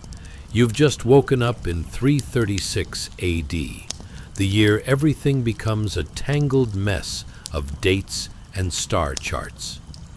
Welcome to Brother Barnaby's stone chamber, a room so old it might have participated in the original Roman holiday parties. The atmosphere is thick with the scent of burning beeswax candles and something that might resemble ancient cheese hanging out in the corner, contemplating its life choices. As you take in your surroundings, you notice Brother Barnaby, a monk who appears to take living in the moment quite literally. Clad in a brown robe that could double as a canvas for your local paint and sip night, he sits hunched over a massive manuscript, quill in hand. The candlelight flickers, creating dramatic shadows that dance like they're auditioning for a bad medieval play. And there he is, meticulously drawing the number 9 beside a sun. his attempt at depicting the perfect timing for Christmas, or, as he prefers to refer to it, the festival of lights and tasty breads. Can you imagine the pressure? Just a monk, a stone calendar, and the looming dread of a possible goose-honking catastrophe. You can almost hear him mumbling, "If I miss this date, I'll be the punchline of history." But let's set the stage a bit more vividly. The room is adorned with scrolls and manuscripts, each one embellished with luminous colors, now dulled like an old episode of a reality TV show nobody wants to rewatch. The walls are lined with dust that could hold its own seminar on ancient times, and the stone floor feels as warm as a freezer full of popsicles in the Arctic winter. With every scratch of his quill, you can almost hear the hopeless shrieks of inkwell retreating into its bottle for cover. As Brother Barnaby scratches his head and squints at the stars through little more than a window mostly made of wishful thinking, you can't help but marvel at his dedication. He's trying to align the celestial bodies while making sure he doesn't accidentally create a Christmas in Midsummer party that will confuse everyone. "Dear stars," he prays, "just give me a sign that allows for both holiday cheer and zero heresy." But good luck with that. In this world, politics and religion played a game of tag, and every festive gathering was like a wobbly Jenga tower. Just wait until his fellow monks buzz in with commentary on decorum. Maybe don't serve multiple meat pies, Barnaby. We don't want the townfolk to think we're summoning food marshals again. As the stars glitter like tiny, judgmental flash drives above, Barnaby's attention shifts to a calendar that looks like it was designed during a particularly off day. There's no date night with a special someone for 10 months now, just dates filled with worrying about meat pies and regulating wild feast times in varying shades of panic. He lets out a weary sigh, contemplating sending a well-worded letter to the local authority about the marvelousness of Christmas cheer, all while keeping a close eye on that corner where the local bakery sometimes let loose edible miracles, caramel-filled croissants. And yet, despite the chaos, you sense Barnaby's spirit lifting as he visualizes a date, December 25th, glistening with hope and potential, like the last cookie at a holiday gathering that everyone secretly craves, but nobody dare admits. It's like a glimmering treasure hidden in a river of plain gray papyrus. So there you sit, witnessing this blend of astronomical dreams and pastry-induced panics unfolding in candlelight. The image of Brother Barnaby eyeing that sun drawing and calculating is like a time-traveling reality show where the stakes are remarkably, well, tasty. Because let's face it, in a time when the simple act of sharing a meal was fraught with complications, a well-timed Christmas was something worth fighting for. As you sink deeper into this world of quirky calculations and unwavering determination, take a moment to soak in how hilariously absurd yet heartwarming history can be. Resting easy, knowing that Brother Barnaby and all of his candle-fueled catastrophes will always be there to sprinkle a bit of cheer on your mid-century dreams. So go ahead, let your imaginations feast upon this absurd narrative. And remember, sometimes it's the folks working behind the scenes that make the best holiday stories. Until next time. Chapter 14. The Radiant Revelations of Sol Invictus. Hey guys, welcome back to another cozy installment of mildly interesting history. Tonight, we're focusing on something brighter than your weird uncle at a holiday gathering. The bizarre dance of December holidays in the Roman Empire, punctuated by a sun god named Sol Invictus. Yes, imagine a statue standing so tall it's basically a celestial traffic pole, complete with golden rays shining like dust on a cat's nose. And, spoiler alert, this is the year 336 AD, a time when people really thought calendars were just complicated ways to confuse future generations. But let's take a moment to ponder how utterly ridiculous life must have been back then. Have you ever had an event where you forgot what day it was? Or tried to schedule 3 dinner parties in 1 week without collapsing under the stress? What about keeping your family from reminiscing about the time Uncle Larry mistook the punch for gravy? All while trying to remain politically correct at a festival full of debauchery and debacle. Congratulations! You've just woken up in a world where holiday gatherings are a colorful mix of political satire and spirituality, and where the sun god, Sol Invictus, shines brighter than your phone screen at 2 a.m. Now, imagine, if you will, a statuesque figure of Sol Invictus standing tall against the winter sky, just as the sun begins to rise, draped in gold, and looking like he just stepped off an overpriced float from a parade you didn't ask for.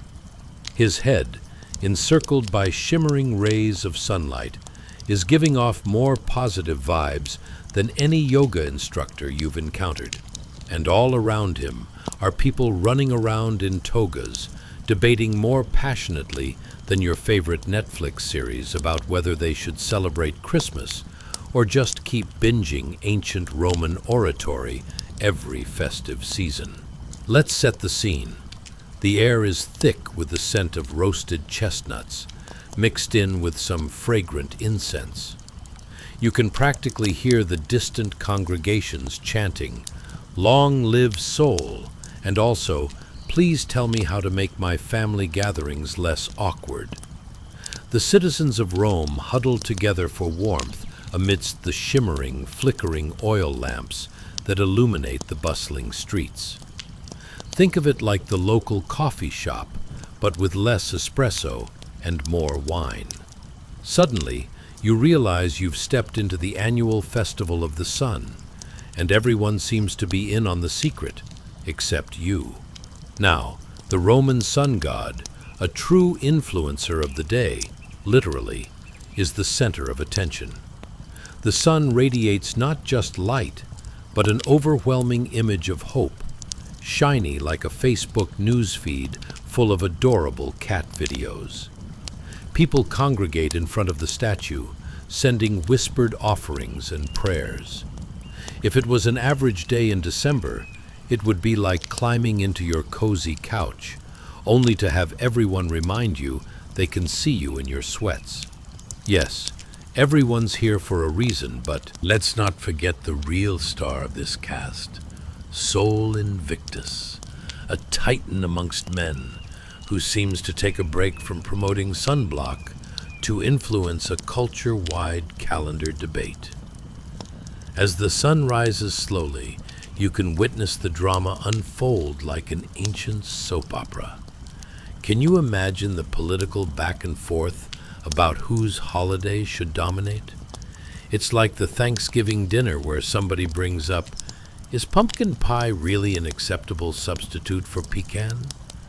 Except in this case, it's more about, is a pagan sun god really supposed to share the limelight with the baby Jesus? Bold moves, my friend, bold moves. You can practically hear the clatter of sandals on cobblestones as Romans bustle about like enthusiastic bees in a hive. Market stalls are filled with handmade candles, while the aroma of freshly baked goods wafts through the air. A strange mix, reminiscent of that bakery you've always promised to visit, but just never made the time. As you watch this joyous chaos unfold, you quietly realize these Romans must have dealt with their share of holiday drama. Oh no, Aunt Vesta is bringing her traditional fruitcake again, and it's definitely going to be a topic of conversation for centuries. And speaking of conversations, let's not overlook the ever-growing debate over the holiday season. There's the ever-sensitive subject of holiday gifts. Do you even get a present for Sol Invictus? If so, what do you give a deity who has everything? Flammable pajamas? Perhaps a modern-day equivalent to divine wisdom? So many questions, so little time. Much like last-minute shopping on Christmas Eve, only the stakes are a bit higher. As the sun climbs higher, the bronze statue glimmers brighter, illuminating all those existential thoughts buried deeper than last year's fruitcake at the back of your pantry. Roma, as they say. The dramatic tension thickens as crowds rally to determine whether the joy of Sol Invictus can be coupled with a cozy Christmas spirit. You can almost hear the remarkable tagline, "What if, instead of fighting for dominance, we just threw a festive potluck instead?" And just when you think you've grasped the spirit of the season, you overhear a local philosopher waxing poetic, debating whether celebrating the birth of Christ should include both gift-giving and roasted lamb, while setting fire to all notions of restraint. Why not a pig roast under the watchful eyes of Sol Invictus himself? He exclaims with the fervor of someone who clearly skipped breakfast and dived straight into flagrant optimism. As the statue stands resilient against the winter sky, letting the world know it'll be merry whether they like it or not, it's clear you're swimming in an ocean of cultural significance and chaotic hilarity. So, while the sun may rise and set, the statuesque bliss of Sol Invictus remains, solidly reminding us that in the realm of history, absurdity truly reigns supreme. So as you lay there, drifting deeper into a float of warmth, take a moment to revel in the sheer oddball nature of history. Sometimes its escapades are as ridiculous as contemplating your last failed New Year's resolution over a slice of fruitcake you might just tell your family never actually existed. Until next time. Chapter 15. A Jolly Market Mayhem and the Overzealous Church Bells. Hey guys, welcome back to another cozy installment of mildly interesting history. Tonight, we're setting our coordinates for a bustling medieval marketplace in December, a scene more chaotic than trying to find a parking spot at a Christmas sale. In this slice of life, you'll feel the warmth of spiced cider, the tantalizing scent of salted meats, and hear the melodious tolling of church bells ringing like a melodramatic alarm clock for a very holy occasion. Plus, bonus points for dodging vendors hawking their wares like they're on a medieval version of Shark Tank. So, grab your imaginary togas and settle in. Dim the lights. Perhaps put on a fan if you live in one of those warm climates, because who knew medieval December could feel so toasty, right? and get comfortable. Have you ever accidentally walked into a crowded market and realized you've just made eye contact with 3 different people at once, leading you into a panic as you back away slowly while trying to look casual? Ever found yourself debating the merits of warm cider against the dubious choice of stale bread while your stomach feels like it's auditioning for a role in a horror movie? And what was with those jingly bells? Were they the tunes of Christmas cheer, or just the church going into a musical meltdown? Congratulations! You've just woken up in the year 336 AD, smack dab in the middle of a Roman marketplace buzzing with more activity than a soap opera convention. Picture this. You open your eyes to a scene so vibrant, it's like stepping into an old-school festival where people actually knew how to throw an epic celebration without any social media. All around you, vendors are shouting their daily specials like they're hosting a gladiatorial match, trying to capture the attention of passers-by who are trying to navigate the chaos. Freshly roasted lamb, homemade fruit preserves, spice-infused cider guaranteed to warm your heart, or at least help you forget your last bad romantic encounter.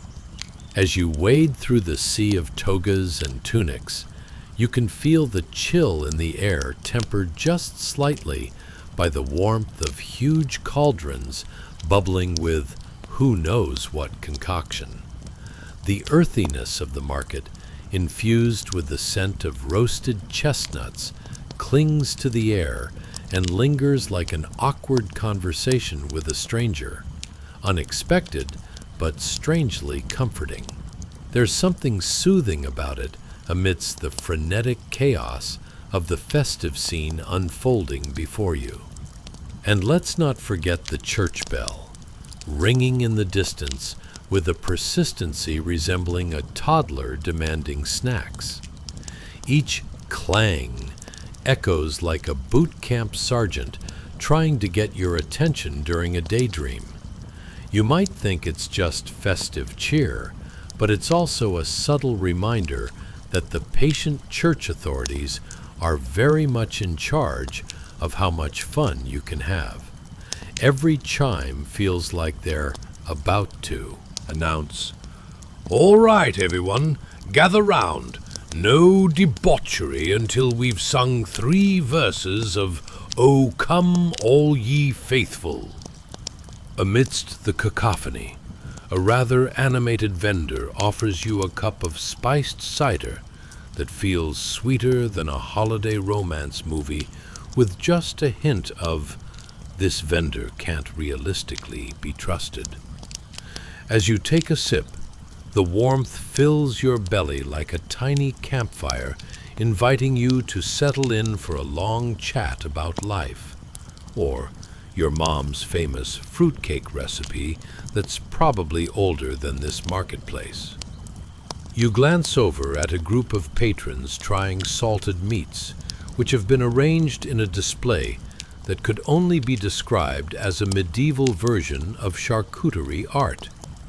Lush layers of hearty meats paired with colorful fruits, appealing and yet entirely questionable all at once. You're left wondering, is that meat fresh, or was it just well marinated in doubt? However, nothing seems to deter the crowd, like eager critters diving into a buffet spread at a family reunion. And here comes the moment of absurdity. Just as you think this jolly market buzz could not become more epic, a particularly enthusiastic villager approaches, trying to convince you that a lifetime supply of pickled olives could easily beat out a shiny new chariot.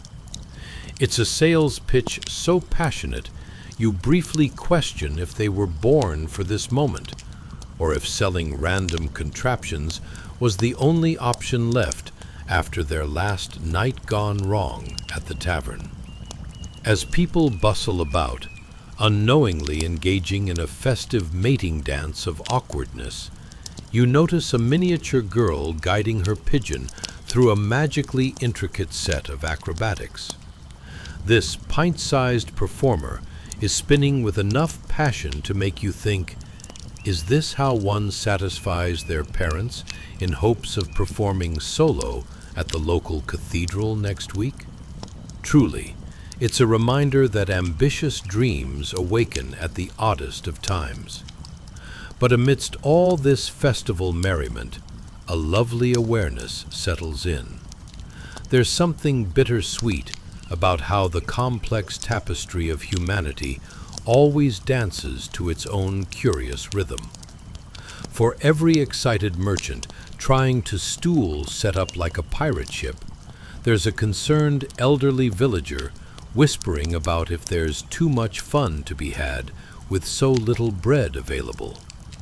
Just when you think you understand the underlying motivations of festive cheer, or why fruitcake is still a thing, an announcement rings out proclaiming a moisturizing lotion made from hyacinths is being passed around.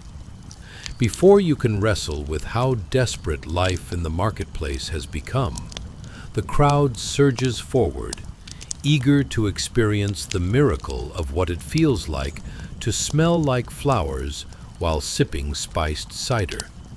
As excitement bubbles to the surface, remember, the quirky charm of medieval life is that every element comes with a healthy sprinkling of absurdity. So, you find yourself swept away in the delightful chaos, where the church bells continue to toll in. Rhythm with the heartbeat of the marketplace, bringing you a slice of history more joyous than a surprise visit from a jolly old saint himself. And as you slip deeper into the past, take a comforting mental sip of that warm cider.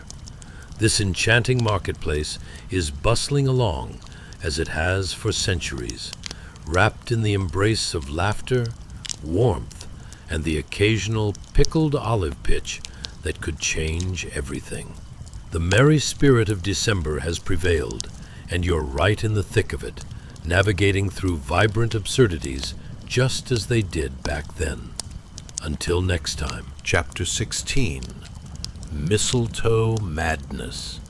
A druid's delight and a recipe for awkwardness. Hey guys, welcome back to another mellow episode of Mildly Interesting History, where we serve you slightly odd nuggets of the past. Tonight's dish is garnished with a sprinkle of humor and a dollop of what were they thinking?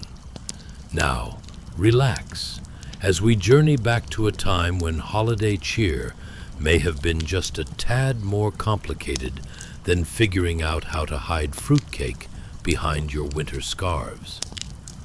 Picture it now. The year is 336 AD, and you, my friend, are about to uncover the surprising origins of Christmas traditions while being towed through an ancient forest by the sheer weight of your own curiosity. You know, that curiosity that hits right after devouring a mysterious meal and wondering if the chef was trying to impress you or simply wasn't paying attention. Or perhaps it's that glorious moment when you realize you've just agreed to attend a cousin's holiday party, only to remember you don't even like the cranberry sauce. But I digress. Before we dive into the peculiar rituals of the Druids, let's take a moment to consider. Ever tried to chop vegetables with a curved golden sickle? Is there a secret society of mystical beings who think that stumbling around in flowy robes while wielding somewhat dangerous tools is a good idea? And of course, how did anyone decide that hanging green plants indoors was a great way to avoid that awkward silence at family gatherings? All right, gather your courage, Because congratulations, you've just woken up in the midst of an ancient grove, where a druid priest in flowing white robes is about to embark on a journey that presaged holiday festivities we know today. Imagine him standing with the grandeur that could rival any holiday sweater gathering. There he is, quite possibly humming a tune as he prepares to snip off some mistletoe with more fervor than a kid trying to sneak cookies before dinner. This isn't just any mistletoe.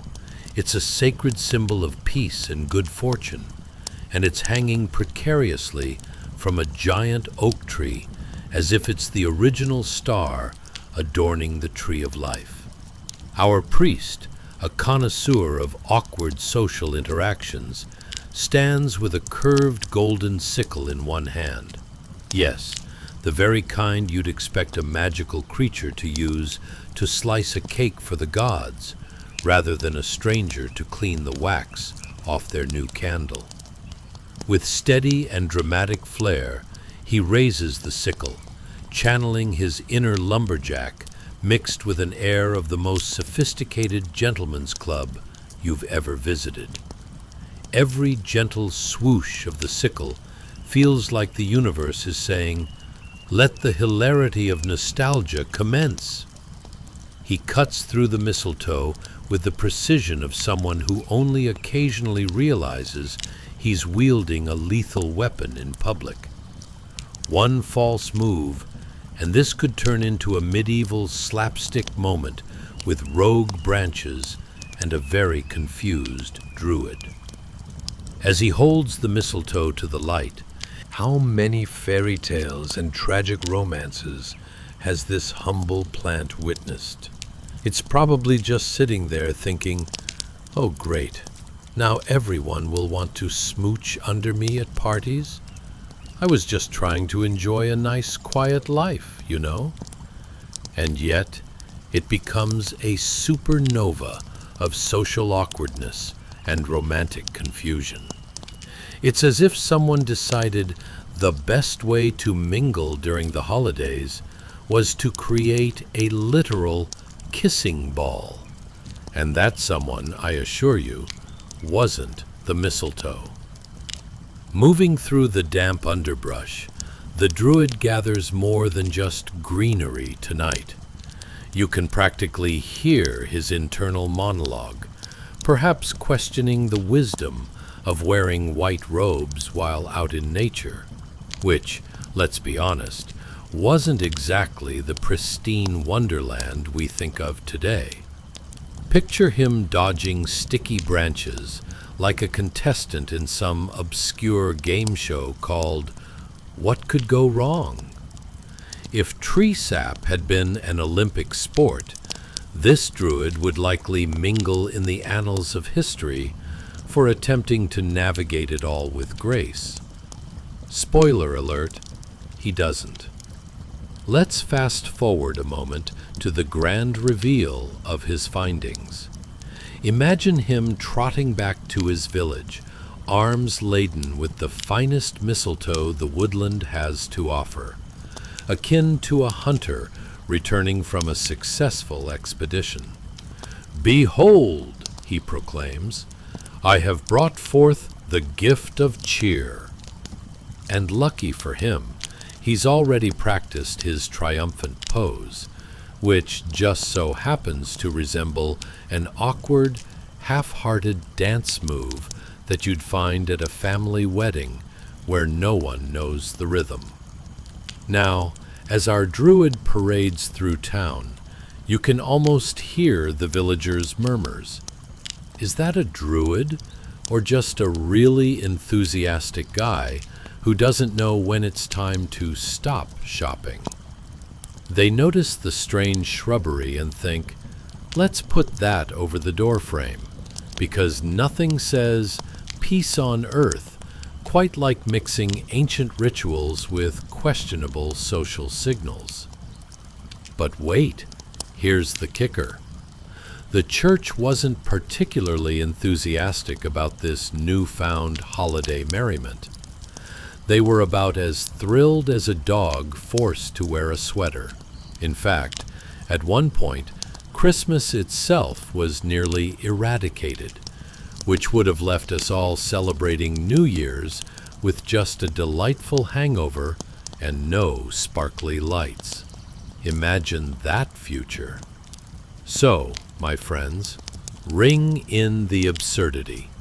A peaceful little druid, armed with mystical foliage, was caught in a tussle between festive joy and religious disapproval, all while trying to avoid tree sap. How delightful it is to think that what could have evolved into a lovely celebration turned into something so tangled up, one might as well be doing the cha-cha with a very confused oak tree. As you settle down to sleep, let this quirky bit of history remind you, even amidst odd traditions, we've managed to create joy from chaos, a real testament to the resilience of human laughter and mistletoe alike. Until next time. Chapter 17. Holly Jolly History, How a Green Plant Became a Red Flag. Hey guys, welcome back to another cozy episode of Mildly Interesting History, where we invite you to snuggle up as we dissect the not-so-joyful jigsaw puzzle of yesteryear. Tonight's experience is about as festive as a lump of coal in your stocking. Get ready to tiptoe through the absurd and odd landscape of Christmas origins, where the holiday spirit nearly went on an indefinite vacation, leaving us with nothing to unwrap but disappointment. Now, I know you've probably questioned the style choices of your quirky uncle when he shows up to a holiday dinner wearing socks with sandals, and that one jacket he swears is vintage. But have you ever pondered how holiday festivities could have ended up as footnotes in a history book? What if I told you Christmas almost got benched entirely? Picture it, a world where carolers were merely a distant memory, stuck singing jingle bells under their breath because it was too dangerous to celebrate openly. Let's set the scene as we journey into the late Roman Empire, a time that was anything but merry. Imagine yourself lost in a dense cluster of dark green holly, vibrant and alive against the muted backdrop of trees stripped bare by the cold kiss of winter. You're navigating a forest where every branch looks like a sad, skeletal arm reaching out, pleading for a slice of the festivities you might find in your Instagram feed. But pause for a moment. Did you know that holly wasn't always just an Instagrammable Christmas decor? Close your eyes and visualize those glossy red berries sitting there like nature's little ornaments, while nearby, all the other trees are about as festive as a rock concert without music. What on earth is it about holly that made it the unofficial plant of the holidays? Let's talk about the conventions of this unique time. You might have asked, what did people even do before Christmas? Well, let me tell you, it involved about as much cheer as a Monday morning meeting after a long weekend. Imagine trying to maintain winter cheer without the sugar rush from holiday cookies or the thrill that comes from people watching at shopping malls. You've got nothing but freezing temperatures, long nights, and enough monotony to rival a factory assembly line. And just when you thought it couldn't get any darker, let me bring you back to the saga of our precious little holly. Its vibrant leaves and cheerful berries stood out like a glowing beacon of festive hope for the ancient Romans, while they wrestled with the spiraling angst of the late Empire, where festivities were almost as scarce as decent public restrooms. Imagine being a Roman citizen, dreaming of holiday cheer, while dodging questions about the next winter sowing season, and trying to avoid dreadful debates about who was responsible for the last harvest failure. Yikes. Now, picture this. Our ancient Roman friends' daily struggle was akin to hunting for the last piece of chocolate at a friend's house, only to discover it's actually a stale cookie instead. You've got to be resourceful in this climate, folks. But back to the holly. It somehow became a symbol for far more than just pretty decor. It was a signal that even during hard times there could be sweet celebrations, like the holiday equivalent of finding an extra fry at the bottom of the takeout bag. It was hope wrapped in spiky leaves, which, let's be real, would probably also make for a questionable alternative to tinsel at your next Christmas party. Fast forward a little, and we find ourselves peeking into the religious debates of the era. Picture a group of early Christians, huddled together like penguins on an iceberg, whispering and plotting how to reclaim the holiday from various pagan practices. It's like an epic clash between joy to the world and please don't eat the Christmas pudding before the tree is up. And just when they thought they had a shot at bringing Christmas back, bam! Enter stage left, the Puritans.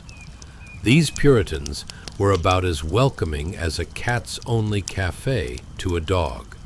In their eyes, Christmas was practically the devil's party. They saw the holiday merriment and decided to suck out all the joy like it was a slice of fruitcake that nobody wanted. You can just picture them marching into a room and yelling, "Hey you, no more feasting and celebrating, back to the salt mines." Can you imagine a world where instead of joyful songs and gifts, everyone just sat around discussing the merits of the turnip harvest? Talk about a buzzkill. The church actually went so far as to ban Christmas during the 1640s in England, pushing this holiday, which is now wrapped up in magic and joy, toward the brink of extinction faster than it takes to lose your car keys during the holiday rush. But fear not, dear friends, because against all odds, Christmas clung on like a cat at a family reunion, determined not to be forgotten. As the years rolled on, and the alluring call of holiday cheer spread throughout the land, it wasn't so much a resurgence of celebration as it was a subtle rebellion against those stoic gray men in their solemn hats. So, my friends, let's wrap this delightful tale with a shiny bow. How a dense cluster of holly, laden with berries, became our emblem of winter joy, even when the odds were stacked against it. Let this bit of history remind you that while traditions have rocky beginnings, they somehow manage to blossom, often against all reasonable expectations, like that one unpredictable relative who always manages to make holiday dinners memorable, if not a bit chaotic. Until next time, may your dreams be filled with holly, humor, and the absurdity of history. Chapter 18: The Holy Family and the Flickering Light. Hey guys, welcome back. Brace yourselves, because tonight we're diving headfirst into a world that's less Hallmark movie and more historical soap opera. 336 AD to be precise, where the big question was not what color to paint your bathroom, but whether the world would notice that Christmas was verging on oblivion. Imagine an era so intense that even your great-aunt's Christmas sweater in the 80s would be seen as quaint. Now dim those lights, fluff your pillows, and muster the courage to face the absurdity of human existence. But before we glide into the flickering candlelight of ancient times, let me ask you, have you ever wondered what it feels like to decorate a tree with nothing but coal and stale bread? Or the perplexity of figuring out what divine child-giving actually means when you also need to engage in a spirited debate over who left the milk out overnight? Ever found yourself in a situation so festive yet so awkward it felt like hosting a karaoke night at a funeral? Congratulations! You've just woken up in 336 AD, right in the heart of the late Roman Empire, where the streets echo with the whispers of saints and the laughter of a few folks who might not have bordered on exploding from all that tension. The first thing you notice, aside from the faint scent of incense blending with unidentifiable fish stew, is a stunning painting nestled in a stone niche, a vibrant depiction of a holy figure holding a small child. The gold leaf accents shimmer softly under the flickering glow of an oil lamp, illuminating the faces with a warmth that directly contradicts the chill in the air. It's a moment that feels as poignant as your first solo karaoke attempt, unexpectedly transcendent yet slightly off-key. Let's talk about the painting for a moment. You can practically hear the brushstrokes telling stories, maybe even arguing about whose job it was to hang the last-minute decor, while the rest of the world argued about whether the child should be swaddled or suited up in the latest fashion from the marketplace. Picture this, a burly Roman artisan wrestling with the client's idea of divine beauty, while simultaneously balancing the last remnants of dinner on a tablecloth that could have doubled as a paint rag. The lamps flicker, casting shadows that dance on the stone walls, and you can almost hear the echoes of old legends whispering, "Oh, to be a holy figure in a world consumed by chaos.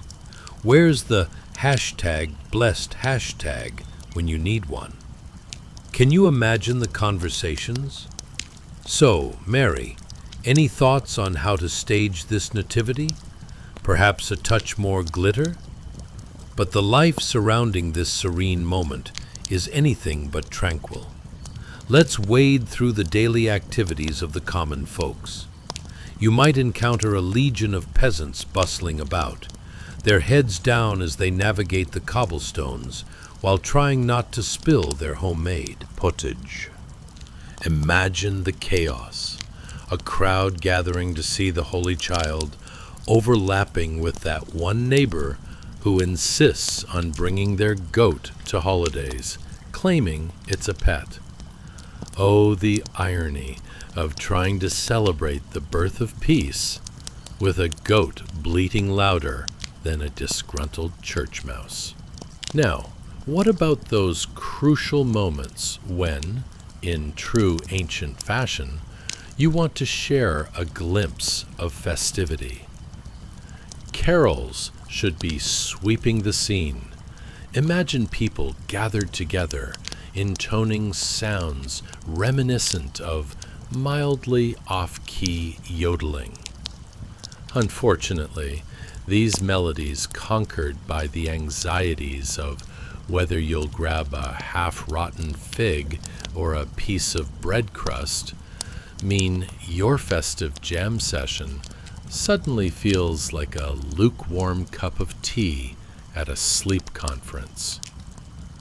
At the heart of it, the struggle to celebrate the birth of Jesus, our divine gift giver, lay surrounded by simmering resentment toward the powers that be, who rather enjoyed turning the holiday into their own little private drama.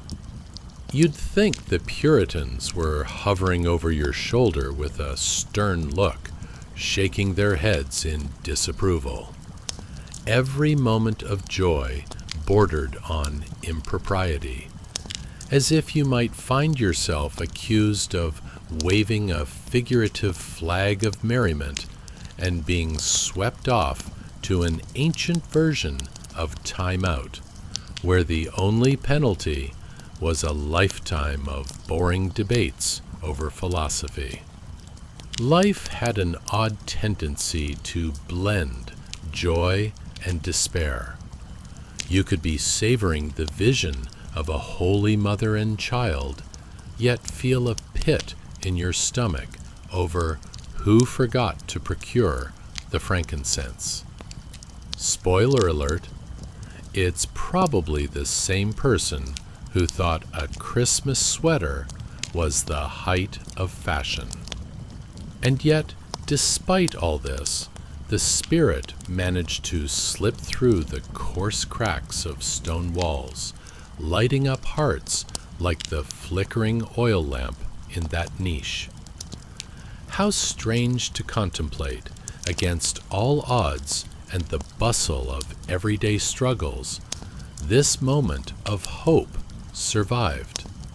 The ultimate underdog story of how a festival worth celebrating dodged the arrows of time with a kind of resilience that would have made even your favorite rom-com blush.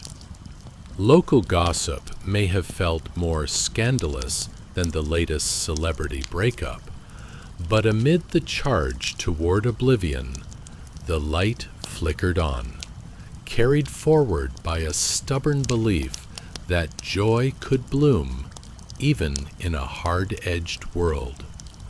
Against the odds, Christmas had made its indelible mark, much like that one relative who brings the most questionable dish to every potluck, yet remains convinced they've perfected the art of culinary delight.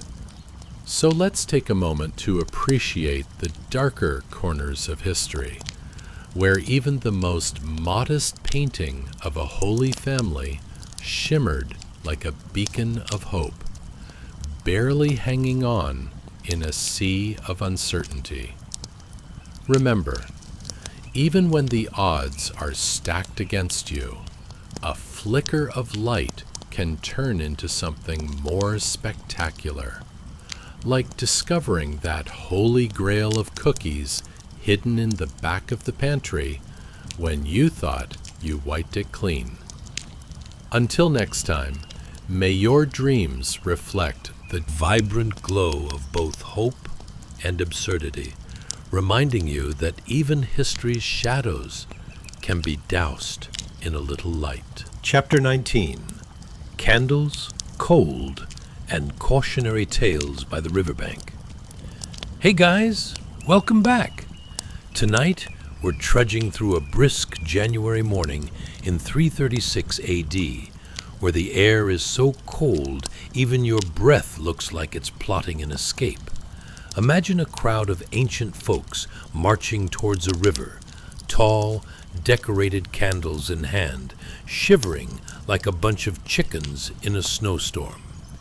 And you thought finding your winter coat was an ordeal. Now, before we light our metaphorical candles and dive into the frosty fun, let me ask you this. Have you ever tried holding a candle while also trying to remain upright on a slippery path? Ever wondered whether the icy water might just be a more practical solution for warming your toes than fumbling with the matches? Or considered how festive lighting your path with flickering flames might feel, until you realize the only thing you're really illuminating is the parade of winter wear fails? Congratulations! You've just woken up in the late Roman Empire, where the glitterati were bundled in robes chicer than anything we have today, And as you shuffle along, you can feel the spirit of celebration battling bravely against the chill of impending legislation. Yes, not too long ago, there were whispers on the cobblestones about banning Christmas forever. Talk about a social faux pas. Picture this. You're strolling behind a gaggle of earnest villagers, their voices echoing through the frigid air. Someone's lamenting about how the bread just wouldn't rise, and another insists they'd rather spend the night locked in a pigsty than endure the obnoxious carols being sung off-key. It's a delightful mess. The rich aroma of spiced wine fills your nostrils, reminding you that someone, at least, is trying to bring a little warmth to the day. Meanwhile, a singular scribe plods past, muttering about excessive merriment, and how the Romans never had a Christmas, a true killjoy in the making. As you approach the riverbank, the festive flicker of your torchlights weakly dances on the surface of the water, which is colder than your great-uncle's basement. You can almost hear the water whispering, "I'm just here to support your deep existential crisis, folks." A crowd of pilgrims gathers, clinging to their decorated candles like life rafts in a stormy sea. Talk about being committed. And let's not forget about the thrill of knowing the locals could at any moment decide to jump into the frigid river in the name of faith and tradition. Now, that's what I call a wet and wild baptism. The candles, tall and carefully crafted, create about as much warmth as a toothpick trying to start a bonfire. The light they cast is intermittent, revealing the haggard faces of the congregants. Imagine the tension. Who needs therapy when you've got an icy river and an exasperated priest, right? Some villagers are eyeing the candle flames with all the jealousy of children at a candy store, hoping desperately to keep their own from being snuffed out by the wind. While you shuffle forward, you notice two fellow villagers arguing about who's responsible for the procession's sparkly decorations. Spoiler alert, neither one has a clue, which feels oddly familiar. Ever watched family members debate who actually pretended to enjoy Aunt Gertrude's fruitcake last Christmas? You're witnessing it through time. Then, just as you think you've seen it all, a man stumbles and nearly falls into the river, trying to juggle his candle while he pulls his rope sandals up from the mud. Ever tried balancing an armful of groceries while simultaneously texting? It's a lot like that. A tragic blend of slapstick and life choices. Thankfully, he regains his balance just in time and triumphantly holds his candle aloft, as if he just won a gold medal in ancient Olympic chaos. This moment of slapstick isn't just for chuckles, not just because watching someone else navigate slippery terrains is about as joyful as finding out you've accidentally worn socks with sandals. No, this is the essence of celebration, folks. Look around. The laughter that ricochets off the icy waters reflects stories, burdens, hopes, and, dare I say it, even a few poorly planned hairstyles. People shout greetings to one another, hoping to distract themselves from the chilling wind that feels like it has a personal vendetta against all well-meaning candle holders. The excitement buzzes in the air like bees stuck in winter's grasp, filling the chilly atmosphere with a kind of warmth only laughter can provide. Even an icicle hanging from a nearby branch seems to chuckle softly. Honestly, folks, It's just a baptism. How serious can we take this?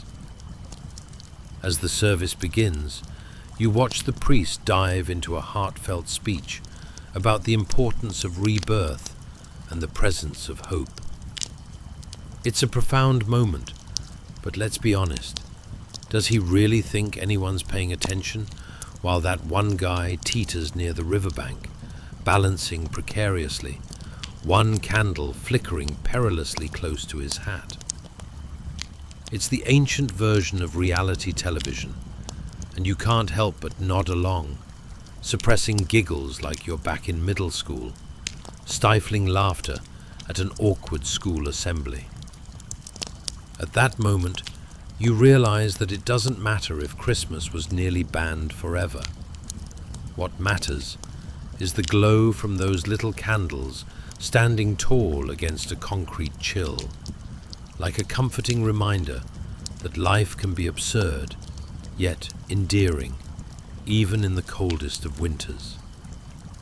So, as our awakening continues into history's maze of holiday awkwardness, remember this flickering moment by the riverbank. The absurdity of life, like a stubborn, resilient flame, manages to persevere against the winds of change. And isn't that what we all hope for as we navigate our own slippery slopes? Until next time, may your dreams be warmed by the ridiculous, reminding you that, like those candles, hope flickers even on the coldest mornings. Chapter 20. Monks, Candles, and Contemplative Chuckles in the Chapel. Hey guys, welcome back. Tonight, we're sliding into a stone chapel in the heart of 336 AD, a time and place so tranquil it might make your yoga classes feel like a rock concert. Picture it, a group of dedicated monks knee-deep in prayer, all while the world outside is chilling harder than a polar bear in a snowstorm. Just look at them, huddled around a single beeswax candle. Talk about a flickering beacon of hope amidst the icy grip of history. Now, before we cozy up to the flickering light of that candle and dive into this frosty escape, let me ask you this. Ever tried meditating in a chapel while the wind howls like a banshee trying to get a last shot at Christmas cookies? Or wondered how many times you could uncomfortably shift on a wooden pew before your brain just goes, nah, I'm done? How about this? Have you ever shared a solemn moment in silence only to realize your stomach thinks it's auditioning for a brass band? Congratulations! You've just woken up in a stone chapel in late antiquity, where the only things quieter than the monks are the secrets of the universe and the collective wish that the beeswax candle would stop threatening to become a flaming torch every time a chill gust barges in.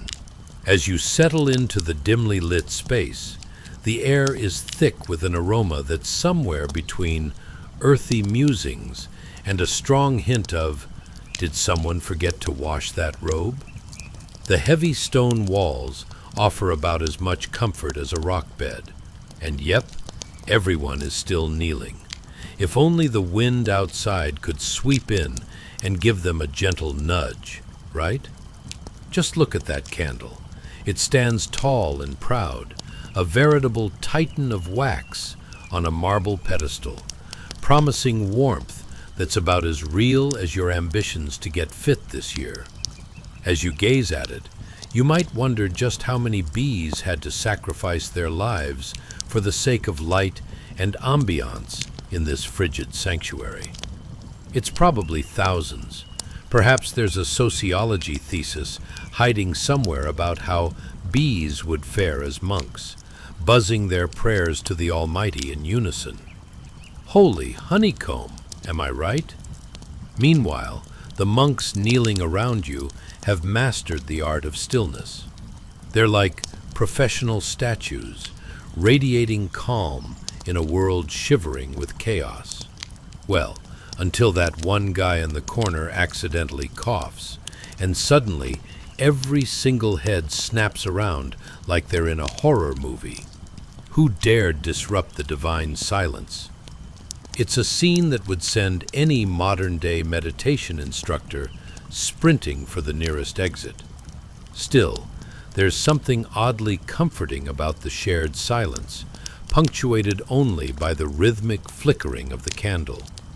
If this moment were a modern-day anti-anxiety ad, it'd describe each monk as attentively breathing, embracing tranquility, and not plotting the overthrow of the local baker for burning the last batch of bread.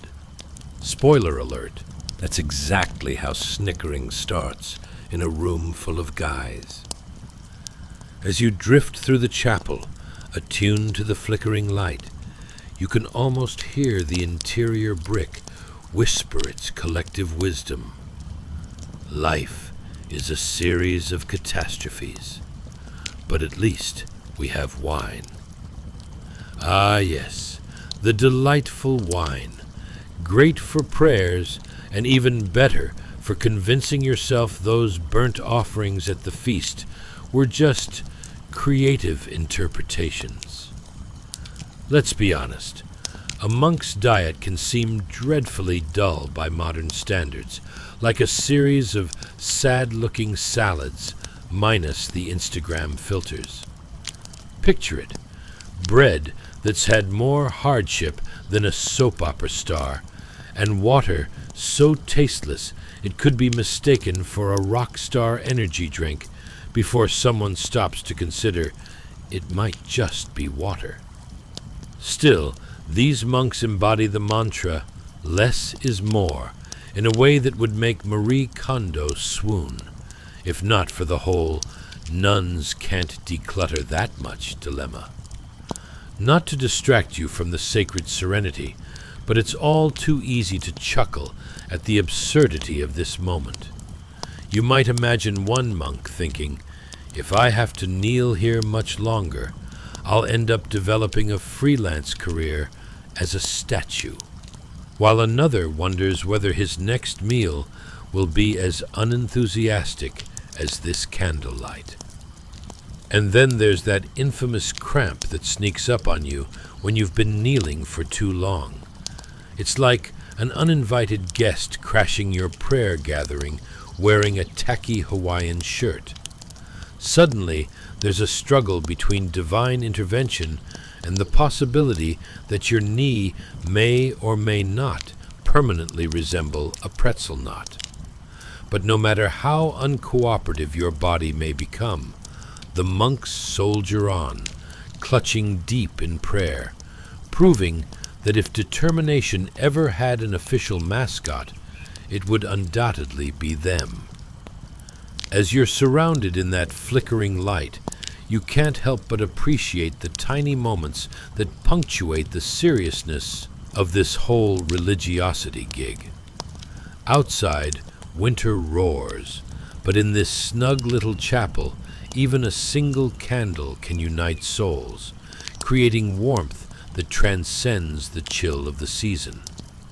The more you lean into this vibe, the more you recognize that the absurdity of life, much like the flickering of that steady flame, has a beautiful way of blazing through the darkness. As you ponder all of this, let not the seriousness of these solemn prayers steal your sleep. Instead, may you find comfort in the thought that if a group of monks can manage the journey of faith with just a candle and a whole lot of camaraderie, then surely you can tackle whatever tomorrow throws at you. So, let that candlelight guide your dreams as we float gently forward in this enchanting journey of mildly interesting history and the comical chaos of those who walked before us. Chapter 21. Puritans and the Dismantling of Christmas Cheer. Hey guys, welcome back. Tonight, we're wading into a world colder than a snowman left outside overnight. 17th century England, where the Puritan spirit was more serious than a cat looking at a bathtub. Picture this. It's grey, it's dreary, and a group of stern-faced Puritans, wearing hats so black they make a coal mine look colourful, are about to engage in a festive demolition project. Yes, folks, they're tearing down Christmas decorations like they're personal affronts to their very existence. Fun, right? Now, before we dive into the winter wonderland of woe, let's chat. Have you ever found yourself mulling over why the festive season seems to bring out the grump in some folks? Like when your neighbor gets a little too into the no holiday music before December rule. Or have you ever looked at a perfectly good Christmas tree and thought it might be the start of some kind of conspiracy? It's like a living room revolution waiting to happen. And if Christmas were a dog, would it be a beloved golden retriever or a slightly rabid chihuahua? Congratulations! You've just woken up in 17th century England, where Merry Christmas is about as welcome as a leaky roof in a rainstorm, and the leaky roof is winning. Let's talk about this scene. Picture it. The chilly air bites your nose like an overzealous puppy, and you hear the dull sound of Puritan boots thudding against cobblestones, creating a rhythm that's a beat too dreary for any holiday cheer. Clad in somber black and grey, these Puritans look like they just came from a particularly serious family meeting to discuss the lack of enthusiasm at this year's harvest festival. Humour is definitely not on the agenda. With hammers and a grim determination that would put most modern-day home remodelers to shame, they're about to take down an evergreen wreath from a wooden door, which frankly seems more like a bad sitcom premise than actual history. The wreath, a vibrant symbol of life amidst the winter gloom, is feeling the sting of these Puritan sentiments because, let's be honest, somewhere along the way, someone decided that celebrating the winter solstice was just too much fun for good, God-fearing folks. Imagine standing there. The smell of the evergreens wafts through the air, mingling with the scent of dried-out soggy bread left over from yesterday's bland supper. It's enough to make you rethink your life choices. Ever tried to eat a rock-hard loaf and wondered if you could use it as a doorstop instead? You're not alone in that existential crisis. As the Puritans scowl, they mutter things like, "This festive ruckus stands against our righteous path." What can we infer from that? Clearly, they never tasted a mincemeat pie that could change their mind. Obviously, nobody sat down to explain that putting up a few decorations might spark some joy amid the endless grey, which at this point looks a bit like how modern-day winter mornings feel when you're 10 minutes late for work and still in pajamas. So here they are, grips fierce around their axes. Wait, is that an axe? Legally, it could also be called a festive decorating tool in this context, as they rip off the wreath like it's a bad Band-Aid. It looks almost violent. What are they hoping to achieve here? Surely, there's a better way to express their discontent than an all-out assault on a seasonal DIY project. Maybe they think merriment is a type of contagious disease that needs strict quarantine protocols. Suddenly, a passerby peeking around the corner gasps. It's the Puritan's neighbor, and she looks shocked. "What are you doing? That's lovely!" You can almost hear the collective gasp echoing through the village, as though the sound waves themselves disapprove of this puritanical vandalism, and perhaps they should. At this moment, you can't help but chuckle. You wonder what it would be like if modern-day neighbors conducted themselves like these stern folk, tearing down festive lights from each home, labeling them as nuisances on a community-wide checklist. What a riveting introduction to suburbia that would be. Welcome to the Nothing Fest of 2023, where joy is as rare as a unicorn. Meanwhile, the Puritans, with their fervor for a strict moral compass, might have a real shot at winning the most comically misguided award. They're going after a wreath. Enough to make anyone chuckle, if only their humor radar hadn't been set to 0. But maybe, just maybe, if they'd tried hanging one of those wreaths on their massive pins of fate, they could have seen the fun in it all. As they huff and puff, wholly absorbed in their noble quest, we must have a moment of brilliant absurdity. Here's the twist.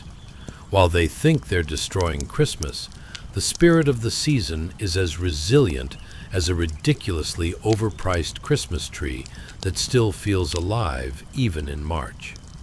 Meanwhile, in cosmic irony, this very act of tearing down holiday cheer seems to set it free, igniting discussions and debates over the true meaning of this festive comfort, which leads to the grand realization: laughter, even the most absurd type of joyful snickers about Puritan ignorance, might just be the most powerful decoration of all.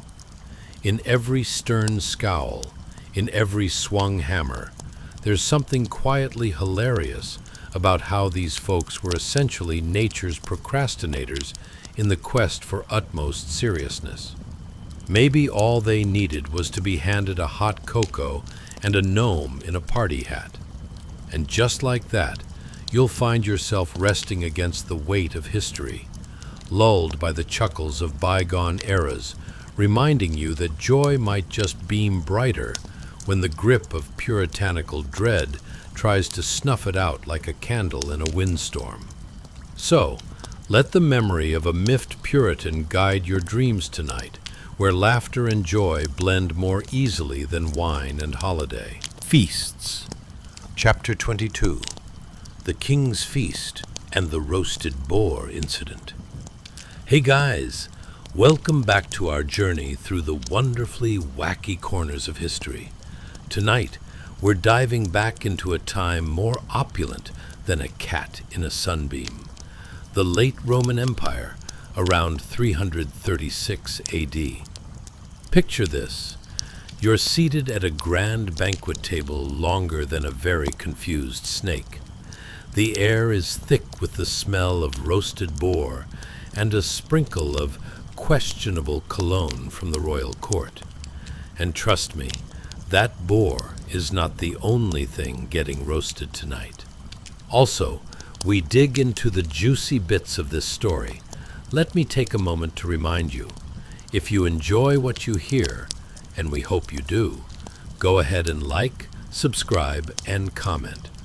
But only if you're truly on board, not because I asked you while simultaneously eyeing that delicious pumpkin pie sitting in your fridge. So, dim the lights, turn on a fan, and snuggle into your favorite blanket. It's almost time to wind up for a sleepy adventure. Now, picture yourself, a simple person who just woke up in 336 AD, ready to embrace the absurdity of court life. Questions arise like confetti at a birthday party. Ever wondered how many cooks it takes to prepare a feast? Is there a limit to how much boar one can consume in an evening? And what do you do when the royal jester starts telling jokes so bad that even the food starts to blush? It's a veritable minefield of awkward moments and culinary chaos waiting to unfold. Congratulations! You've just woken up in the midst of an extravaganza more colorful than a box of crayons after a toddler has had a sugar rush. The grand hall radiates with flickering torchlight, bouncing off the walls like a gaggle of overzealous fireflies at a rave.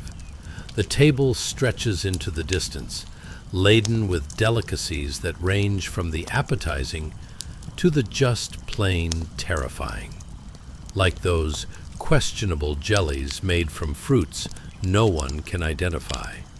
Luckily, you've got a front row seat to the weirdest feast of your life. Let's set the scene. The king sits at the head of the table, a shine on his bald head that could potentially double as a mirror for the guests seated further away. And right in the center of the table, like the crown jewel of a very questionable crown, is the massive roasted boar head. It's looking a little too much like a creature someone forgot to remove from the guest list. Its glazed eyes shine with an unsettling, yet somehow humorous glint. As you settle into your spot among the guests, you can't help but notice the performers dancing nearby in brightly colored costumes. Picture a cross between a peacock on a sugar high and a group of hyperactive toddlers at a birthday party. They leap, twirl, and somehow manage to bring a touch of chaos to the otherwise majestic setting, much like that time your cat jumped onto the chandelier during a family dinner. Total panic mode engaged. The sound of lute music fills the air, a lively tune that seems to lift everyone's spirits faster than you can say, "Pass the gravy." But as you take a sip of your wine, you catch a glimpse of the jester, who's eyeing the boarhead as if pondering a rather mischievous idea. I mean, can you blame him? That boar is practically begging for a comedic intervention. And then there's the aroma wafting around you, like a symphony of roasting meat, spices, and ancient herbs, mingling with the scent of sweat and social anxiety wafting off the guests. You take a bite of the garlicky roast, wondering if it will haunt your dreams or be a moment of bliss. It's like tasting a piece of history, albeit one that comes with a side dish of vibrant nausea. Let's talk about feasting etiquette during this era, shall we? It's a little different from a modern potluck where everyone timidly holds their Tupperware while trying to gauge if the lasagna was actually cooked through. Here, it's a full contact sport. People are leaning across the table, trying to snag a piece of the boar while simultaneously elbowing each other like they're auditioning for a wrestling match. You can practically see the strategy on their faces. I must get that ear, or I will regret this moment for all eternity. Meanwhile, a noble shakes his goblet, looking as serious as a cat that just spotted a cucumber. "I declare this feast magnificent," he bellows, but his gaze is fixed on the jester, who's about to pull the most outrageous prank involving a fruit salad that's more likely to end up in someone's hair than a stomach. You can't help but chuckle as the jester begins his act, spinning fruit around like a magician with an identity crisis. "Now, behold," he yells, tossing an apple into the air. It misses the intended target and lands smack on the king's boar head, causing a delicious mess. Suddenly, everyone's laughing. Guards, nobles, and even the king, whose amusement seems to rival the state of the boar's dignity, which is now a hot topic for gossip and roast meat philosophy.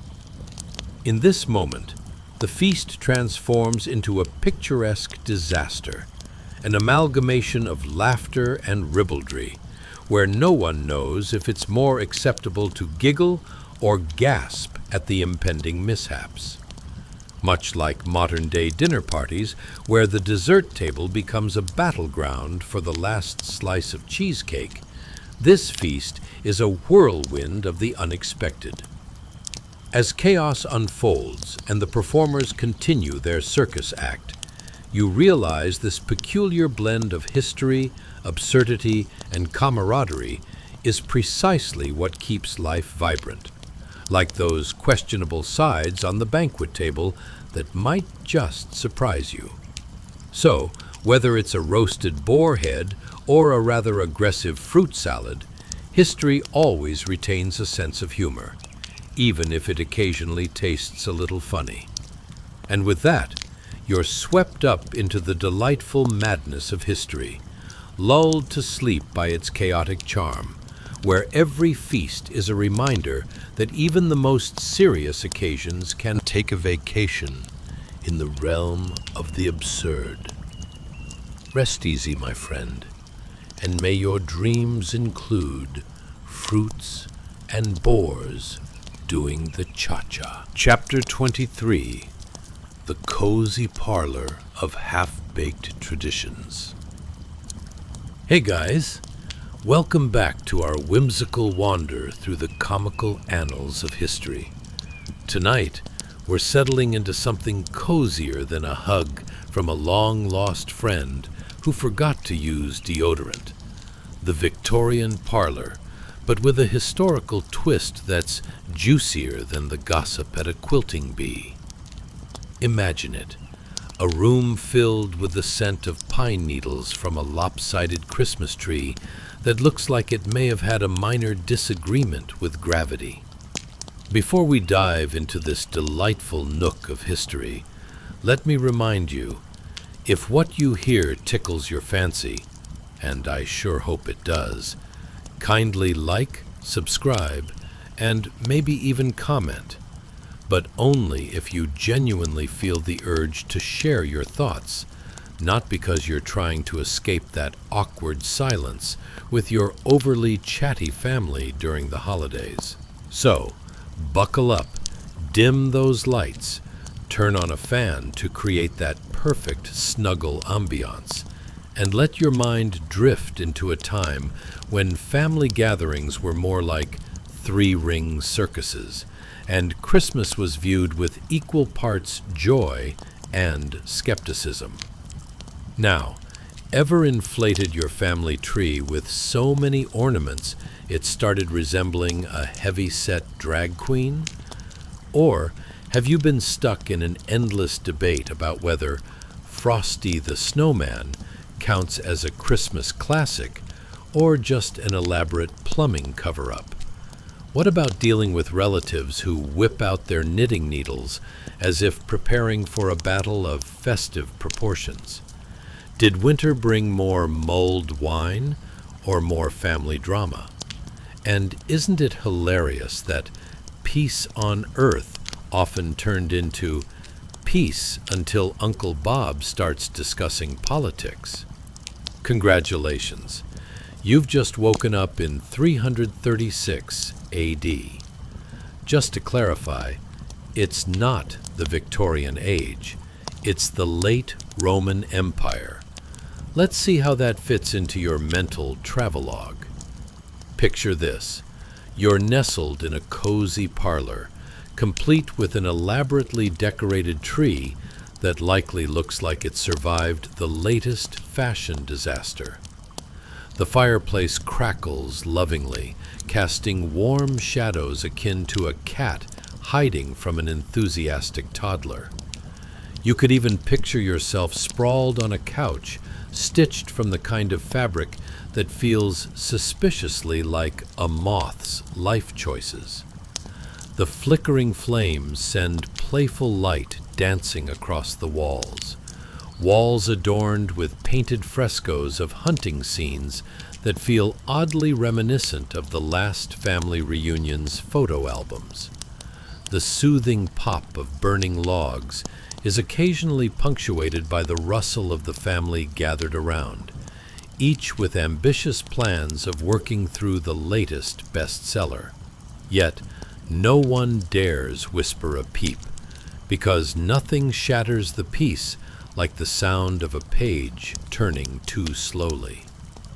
The air is filled with the smell of spices mingling awkwardly with that of the pine tree, which, let's face it, could have benefited from from a few extra weeks in a warmer climate. It does, however, create a surprisingly pleasant blend. The aroma floats like a gentle reminder of the chaos that comes with family holidays. Out of nowhere, you hear a muffled snicker from the corner where Aunt Bertha is attempting to get her arms through a rather ambitious garment she knitted for herself. Yes, dear listener, 'tis indeed the season for familial togetherness, and for absolutely no one to fit into last year's sweaters. As you sink deeper into this cozy ambiance, you hear the soft murmur of laughter from the siblings discussing the recent turkey debacle, which ended with a delivery from the local butcher resembling the aftermath of one too many cooking shows. Imagine trying to prepare a meal only to find that tamed turkeys have an uncanny ability to elude capture, like they're auditioning for Survivor Domestic Edition. Let's not forget about the festive centerpiece, a rather peculiar-looking roast taking prominence on the table. It's not a turkey. No, that would be too mainstream. Instead, it's a boar's head, glistening like it's just walked off the cover of a particularly eccentric fashion magazine. Guests exchange uneasy glances, as if weighing their options. Wrestle with tradition, or opt for that plate of dubious leftovers from yesterday's feast, aptly titled Mystery Stew. The laughter begins to rumble like an overzealous thunderstorm as Cousin Morty starts a debate about the originality of holiday recipes. Is eggnog even eggnog if it lacks both eggs and nog? He carries on, passionately gesturing as if he's the lead performer in an ancient Roman amphitheater. You can nearly hear the collective thought of, "Oh Lord, here we go again," running through the room like an undercurrent. And let's not mince words about the tree itself. Yes, it's magnificent, or possibly terrifying. You've got ornaments that appear to have been lovingly crafted out of whatever they could find at the bottom of the junk drawer when decorating season rolled around. You know how it goes. Tinsel or pasta shells, why not both? It's more of a testament to family creativity than a hallmark of elegance, and everyone knows that the true Christmas spirit lies not in perfection, but in the unyielding joy that comes from taking family traditions and flinging them into the air like confetti, hopeful that something will land gracefully on the floor. As the evening progresses, the stories layer upon each other like a well-crafted lasagna, complete with family quirks and misadventures. And you, dear listener, melt into the comfort of this warm parlor, lulled into a state that blurs the line between laughter and slumber. Indeed, life isn't always so serious. Remember, even in the grandeur of 336 AD, when Christmas was nearly banished for good, the truth remains. History is a marvelous kaleidoscope of silliness passed down through generations, reminding us that sometimes the absurdity of ticking traditions remains the greatest gift of all. So, as you drift into peaceful slumber, may your dreams be filled with absurd parlor gatherings and the delightful chaos of history waiting to be explored. Chapter 24. A Sunset Feast with a Side of History. Hey guys, welcome back to our historical joyride, where we take you on a trip more delightful than finding a forgotten $20 bill in your winter coat pocket. Tonight, we're viewing a scene that's as relaxing as a warm bubble bath, but with the added thrill of knowing that some folk are just one crab claw away from disaster. Picture this: a beach at sunset, soft waves lapping at the shore like a friendly puppy, while vibrant pinks and oranges light the sky like it's auditioning for an over-the-top art exhibit. Before you dive headfirst into this beachy bliss, let me say, if this tickles your historical fancy, and I certainly hope it does, don't forget to like, subscribe, and toss a comment like it's the last piece of crab in the picnic basket. But only if you genuinely enjoy it, of course. Now, get cozy, dim those lights, and perhaps put a fan on for that perfect beachy vibe, the kind that whispers sweet nothings into your ear while keeping you comfortably chilly. Imagine you're sprawled on the sand with a picnic basket that's bursting with goodies, while twinkling lights draped over a palm tree play tricks on your night vision as they glow with all the subtlety of a Roman emperor's ego. Ever wondered what it's like to feast outdoors at sunset and accidentally make an enemy of seagulls? Or tried to untangle festive lights while managing a mild-sized seafood disaster? What about trying to keep your cool and collected demeanor while sand escapes your shoes in a remarkable one-man show of the never-ending sift? And has anyone ever marveled at how modern picnics are practically a survivalist mission, with a level of complexity usually reserved for launching a small spacecraft? Congratulations! You've just woken up in 336 AD, where the sun sets beautifully over the Mediterranean, while folks flirt with ideas that are way more exciting than Instagramming their food. While you ponder the existential crises of a crab or two, let's set the scene. The wind rustles gently through palm fronds, preparing for an evening filled with delightful, or possibly fishy, adventures.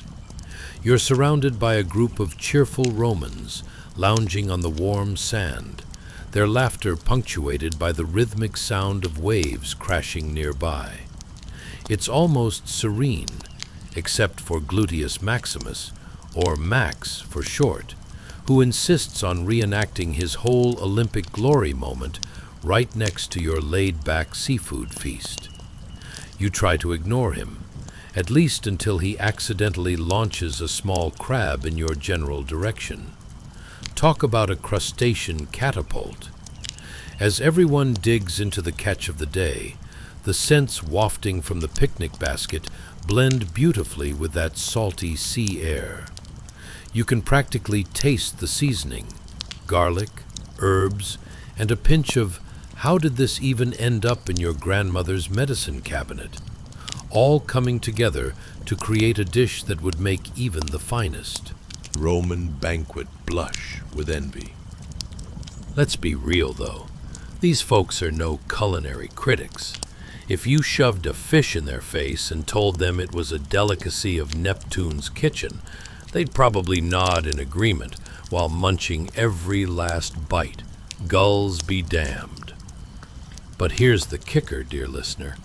While you're savoring each delectable morsel, remember that the festive lights strung over the palm tree didn't just appear. They have a rich, if slightly ridiculous, history. These very twinklers are nothing compared to the traditional lighting of the time, which was essentially anything that could be set on fire without causing mass panic. Think oil lamps, candles, or that one overly ambitious guy trying to impress everyone by lighting an entire toga on fire for comedy's sake. As you sip your ancient Roman wine, because who needs grape juice when you can have vintage grape juice, the enchanted dusk begins to cast an even softer glow across the happy crowd. The gentle sound of splashing waves synchronizes beautifully with the belly laughter from your company, filling your heart with joy and your mind with unshakable doubts about how anyone is going to remember these shenanigans in the morning. Look over there. A group of philosophers, think of them as the ancient equivalents of social media influencers, are deep in conversation about whether Christmas should even exist. Why? Because, of course, Christmas isn't a thing yet. Spoiler alert, there's a lot of disagreement about traditions that would eventually include things like evergreen trees, gift-giving, and the omnipresent debate over whether fruitcake should be a food group. These are the same philosophical minds contemplating the meaning of life, while simultaneously fighting over the last piece of eel. Just imagine them throwing their hands up, exclaiming, "Why is it so hard to agree when food is involved?" As twilight sets in, balance precariously shifts between delectable seafood and possible brawls over stray crab shells.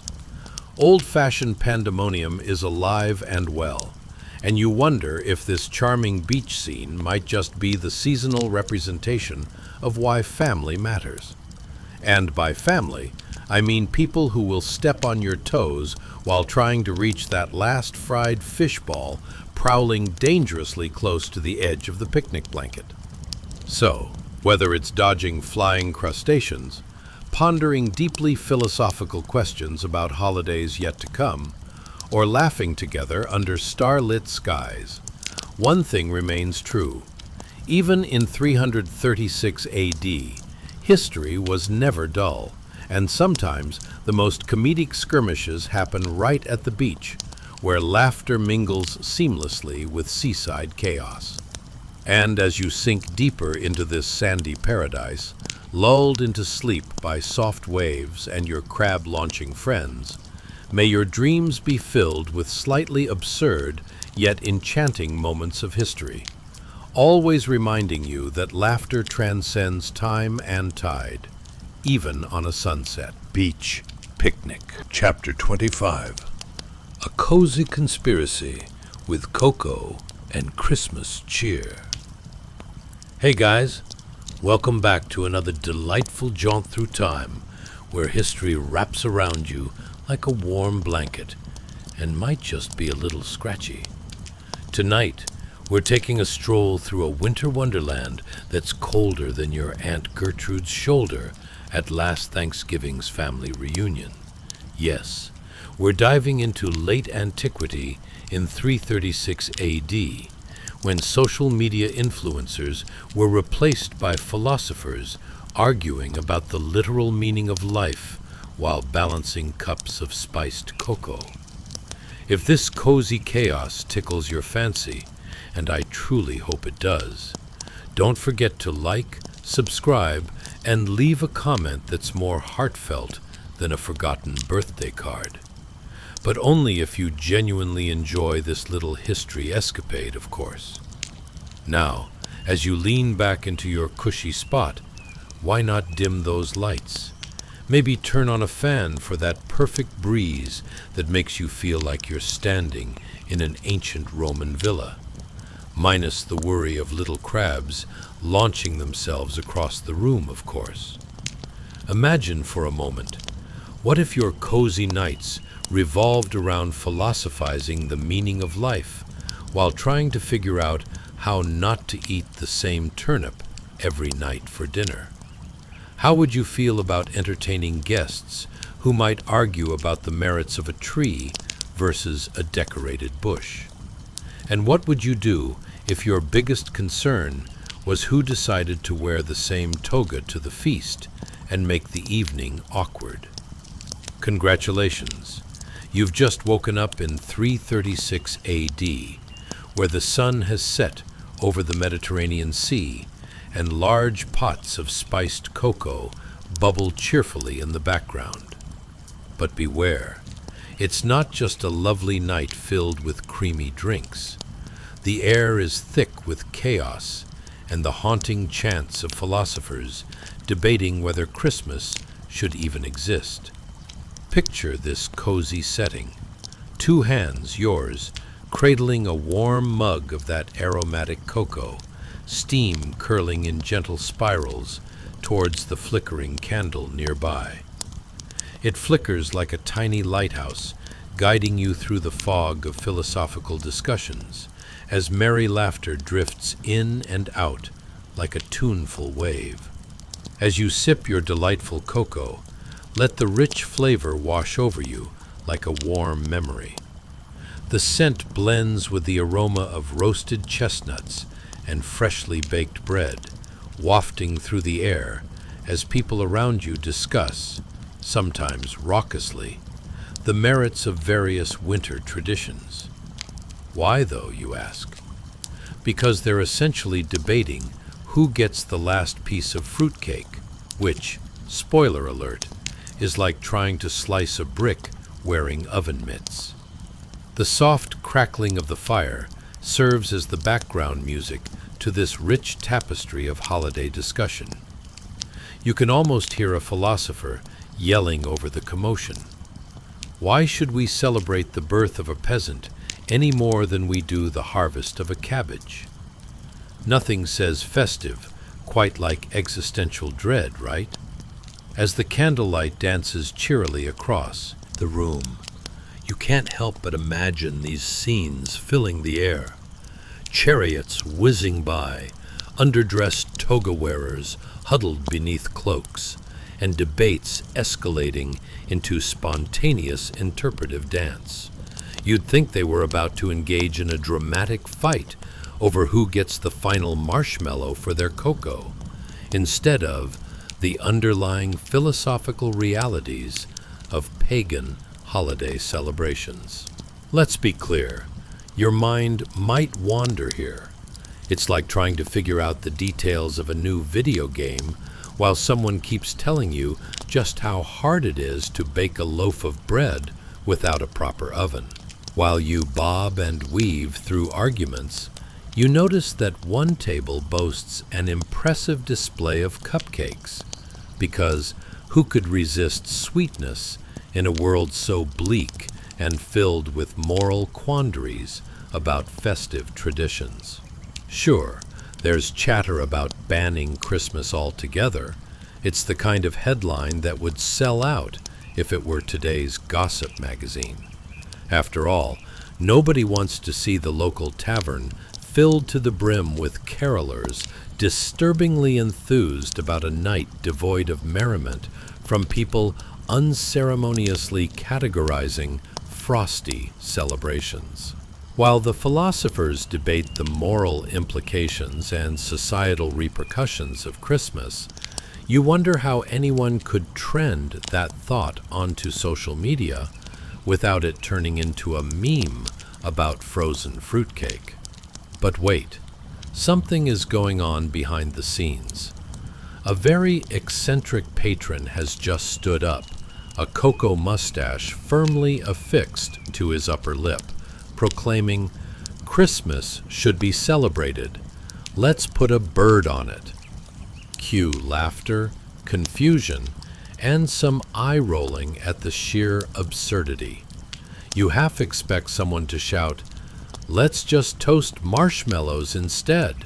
As the night unfolds, full of belly laughs and battles of wit over who has the better scorched marshmallow composition, the warm cocoa in your hands seems to solidify this surreal yet delightful tapestry of festive chaos.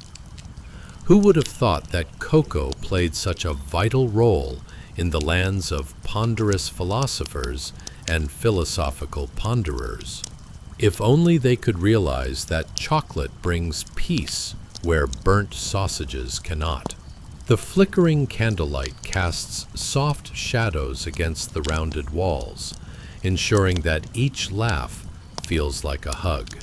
By now, you might be lulled into this intricate dance of history, almost dreaming about how this spirited gathering might just set the tone for a holiday future filled with joy, rather than the frantic, futile attempts of serious discussions about whether a cranky old man should be the face of gift-giving. And as you find yourself drifting further into slumber, warmed by the spectacle of ancient festivities, remember that even at the most chaotic of historical moments, all it takes is a bit of cocoa and laughter to keep the spirits up. May your dreams be filled with merry scenes of yesteryear, and perhaps just a hint of that slightly absurd wonder we call history. As the fire burns low and the stories of the past begin to fade into the quiet, it's worth pausing for a final moment to reflect on the lives we've wandered through tonight. The people of the past endured winters that crept into their homes, laws that reached into their celebrations, and daily routines shaped by cold hands, hard labor, and very little certainty.